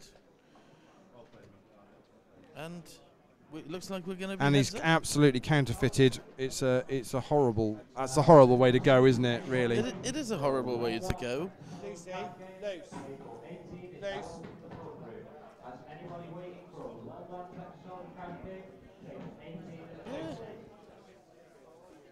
Bailiff run good. So Seb's all in against Steve. Well, I was basically, I know I wasn't. Yeah, Seb's all in against Steve. On a board, I can't. 7-8-3 does a 2 spades. Hand me a job. Right. Yeah. No. All in. Seb's got 7-8. We went all in. Seb, short stack. Steve calls. Seb's got 7-8 ace jack. Well, in the flop and see what happens. Steve's got King Queen 9-10. And the turn is a 3. And the river is a king. 3, 7, 8, so 3 basically, it's 2 pair versus 2 pair. So he does it. It's horrible. Yeah. It's horrible. Kings and threes. Kings and threes beat 7s and 8s. Yeah, you right? Did you get the third, or did Tom get the third? Third what? No, that's third. third. So now you're That's third. We're now heads up. We're now going to be going into heads Right. up. Can you get Tom over to do a photo as well? Yeah, please. Just get Tom for a photo, Seb. I mean, no, guys, you need a photo stream now. What you meant? Third place. So we're heads up and down. Yeah, this is what we've all been waiting and for. Steve winning that hand probably gives him the chip lead. Gives him just the chip lead, yeah, I'd suggest. I think he's probably got 200 to Ian's 160. I mean, there's not a lot in it. There's going to be 5 bigs in it or something, but. I mean, I was talking to Tom earlier on about this and asking the question: Does the dynamic change in any way in the fact that you just play 2 hands of one, then 2 hands of another, 2 hands of one, 2 hands of another, or not really? It shouldn't do. I don't think it really should do now. I mean, they've been playing this for a long, for most of the day, and they're pretty used to it now. Each player will know what their strength is and which game they prefer. So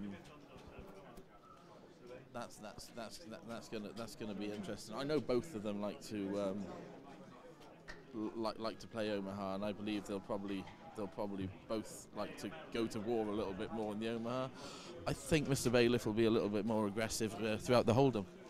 What will be interesting is this is now Ian going for a double bracelet, 2 in 2 days, and if Steve wins, it could be the most widely celebrated bracelet of all time.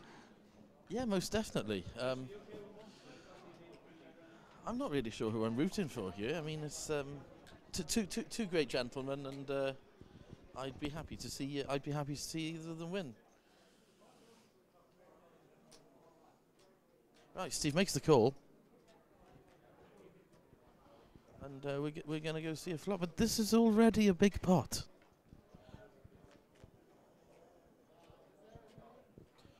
And 7, 9, 10 with 2 hearts. So 7 of diamonds, 9 of hearts, 10 of hearts. And Stephen bets out. Maybe around 40,000. This could be over really quickly. Mr. Pables doesn't really have too many options here. I mean, you can't be calling. It's all in or fold. And it takes it down. Wow. Steve shows 10-9.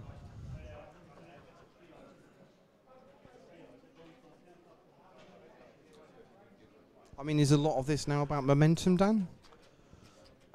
I think it's just going to be one big defining hand. I mean, you look at it and a raise and a 3-bet, and they're practically, even in the PLO, and they're not going to be all in, but they've put enough chips in the pot by then that they really can't be folding any flops. So it's probably going to come just a two hands clashing. I'd imagine they will probably get it in as well. Which game is it likely? Do you think that it'll happen? I think it'll be the hold'em. I think it'll be the hold'em. Where they managed to get in. I mean, that hand there was a very big hand as far as the Omaha goes, because as I said, Mr. Pables made it pot, so he's made it another 16. So it was 50k in pre. We've only got 350,000 chips in play. So there was 1/7 of the chips in play pre-flop. Every pot now is huge, and the momentum is with Mr. Bailiff at the moment. He's got he's the big blind in this hand. And he's getting a walk now. You can't really give too many of those at this stage in the tournament. I'd like to be raising probably 70% of hands here from the button and literally putting a bit of pressure on. Knowing that that Mr. Bailiff might have to play for all his chips. Just looking at the chip counts now, and I believe Ian might have about 140. So that puts Steve on around 210. So it's that looks about right. Yeah, it looks like about a 3 to 2, Yeah. a 3 to 2 chip denomination. But as I said, if Mr. Bailiff gets another 30 of them. Here's the interesting thing: is so it's Steve's big small blind this time, and he's just instantly raised it. Yeah, I mean, I doubt he's even looked at his cards. To be honest with you, it's one of these things where you don't get that many hands, and from the button you want to be raising it as often as you possibly can. So he's made it 20,000, Dan. And Ian's having a bit of a smirk. Yeah, I mean, like he might. He's having a smirk because he probably knows Steve's probably. He knows what he's doing. He knows Steve's probably after it. Ian says I'm all in, and all in the call. All in the call. So Lucy, all in the call. So it's pocket kings for Steve. It's pocket threes for Ian, and it's the threes that are going to be at risk here. Yeah. If the kings hold here, Steve is going to be our round of each champion. Here we go then, dealer. Let's see the flop. And it's 4 queen 5. Yeah, deuce ball. That gives some options. A deuce would be a sweat. Let's see the turn then. A jack on the turn, so it's going to be a 3 and only a 3 for Ian Thompson for a second bracelet. Otherwise, it's going to go to Steve Bailiff. Here comes the river. And it's a 10 on the river, and we have our winner. Steve Bailiff, very well done to him.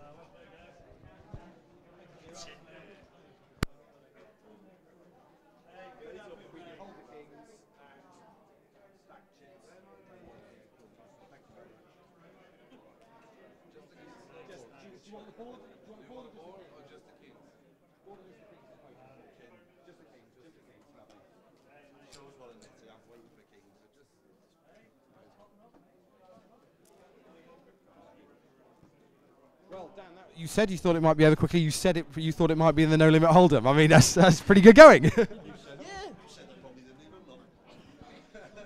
No, well, as it turns out, they've both got a legitimate hand. The hand played itself. You can't be afford, with 15 big blinds, and a guy who could be raising anything from the button, you can't be afford to be passing a pair. Mr. Pables has done absolutely nothing wrong. I'll tell you what, whilst Ian's on his phone, Steve, just come over here for a minute. Let's have a quick word with Steve. Go on, Dan, ask him a couple of questions. Well, I mean, do you think you're a little bit of a luck box? I mean, I was a luck box in one hand, but there's several others where I wasn't. So. Yeah. I mean, it's been a bit up and down for you on this final table today. Yeah, there was. And as I said, you've lost quite a few races, but you won the important ones. I certainly did. And you've won when it counts. How does it feel? Sound. Absolutely made up. It's about time I won one of these little jangly things. Yeah. So, do you not think like that bit of silver on your arm make you look a little bit more feminine than you currently do? I'll take that. But just 1 sec, Dan, how many of them have you got? I currently don't wear any jewellery for medical reasons, but I'm looking to amend that in the future. I do know that you've been on the circuit for a long time, Steve, and I believe you'll be a very, very popular winner here at this event today. Lot of support around the thing, and a lot of good words to be said about you. So thank you very much. I'm sure everyone's going to be over the moon. I have to get one of these pictures. I won the Omaha in Blackpool, and they didn't get nothing. No medal, no picture, nothing. Any key hands that stick out for you? The sixes. I seen what they turned over, the nines and the kings, and I was just about to volley every poker table in the room. Okay. And then Dan shouted, "There's a 6." So happy days.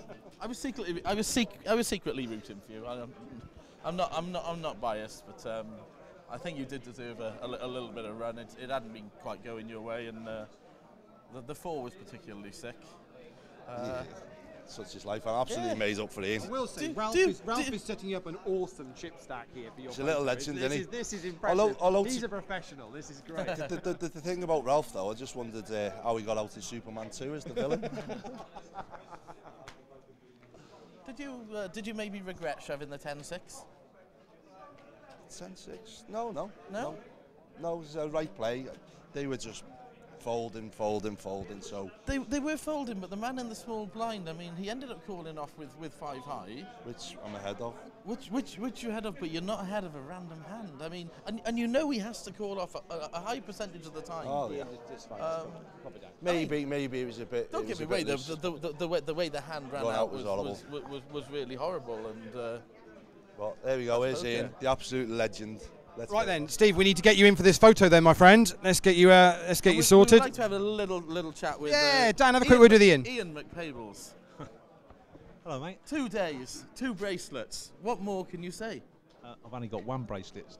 That was a bit of a rub 2 days, 2 finals, Yeah. 2 medals. You must be happy. Yeah, I'm very happy. Yeah? Especially playing with Scouse and the heads up. It's brilliant. Yeah, no, it was fantastic. A little bit disappointed for me on the commentary that it was a very short heads-up competition. I mean, what did we get? 4 hands? 3 hands? I don't know. Steve came over and said, let's watch this together. Yeah. And then he said to me, to be fair, he said, I thought I had Ace King. So that would have been better for me. Yeah, although Ace King would have actually been the nuts, as it turned out. But you know, when you sat there with 15 big blinds, you know Steve's aggressive. You know he's going to raise with any 2. I don't think you're going to be forced to be folding a pair there. And the hand sort of played itself. No, not at all. No. Heads up. And coming onto the final table as one of the short stacks, you must be very, very pleased with the runner-up position. Yeah, I'm very, very pleased. Wonderful, and I know you've got a lot of friends around that were really rooting for you there.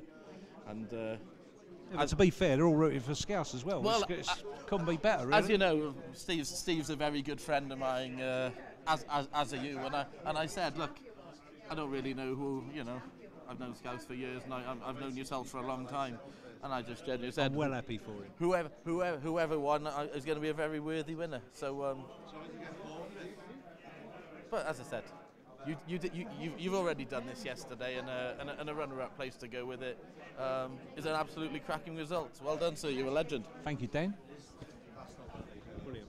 Cheers, mate. And I am made up for you. Pull it that way. Gently, if you're going to do it. See you later, Pauline. You go back, Steve. Yeah. So, yeah, we're just finishing up now with a little medal ceremony now.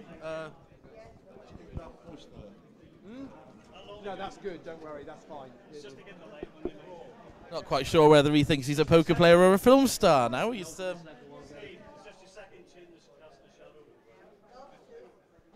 So that's it. So that's the round of each done, Dan. And we're going to kill this stream, and then we'll pull over another final table. Probably the way we're looking now, I think, because I think the Win the Button's well into its final table. So it'll probably be the Pot Limit Omaha Survivor we'll bring over for this later on. So thanks so much for your comms there, Dan. No, it's been brilliant. It's been very enjoyable. As I said, I wanted to watch anyway, and it's made it a little bit more interesting. And thanks everyone for listening. Excellent. We'll catch you for the next one, guys.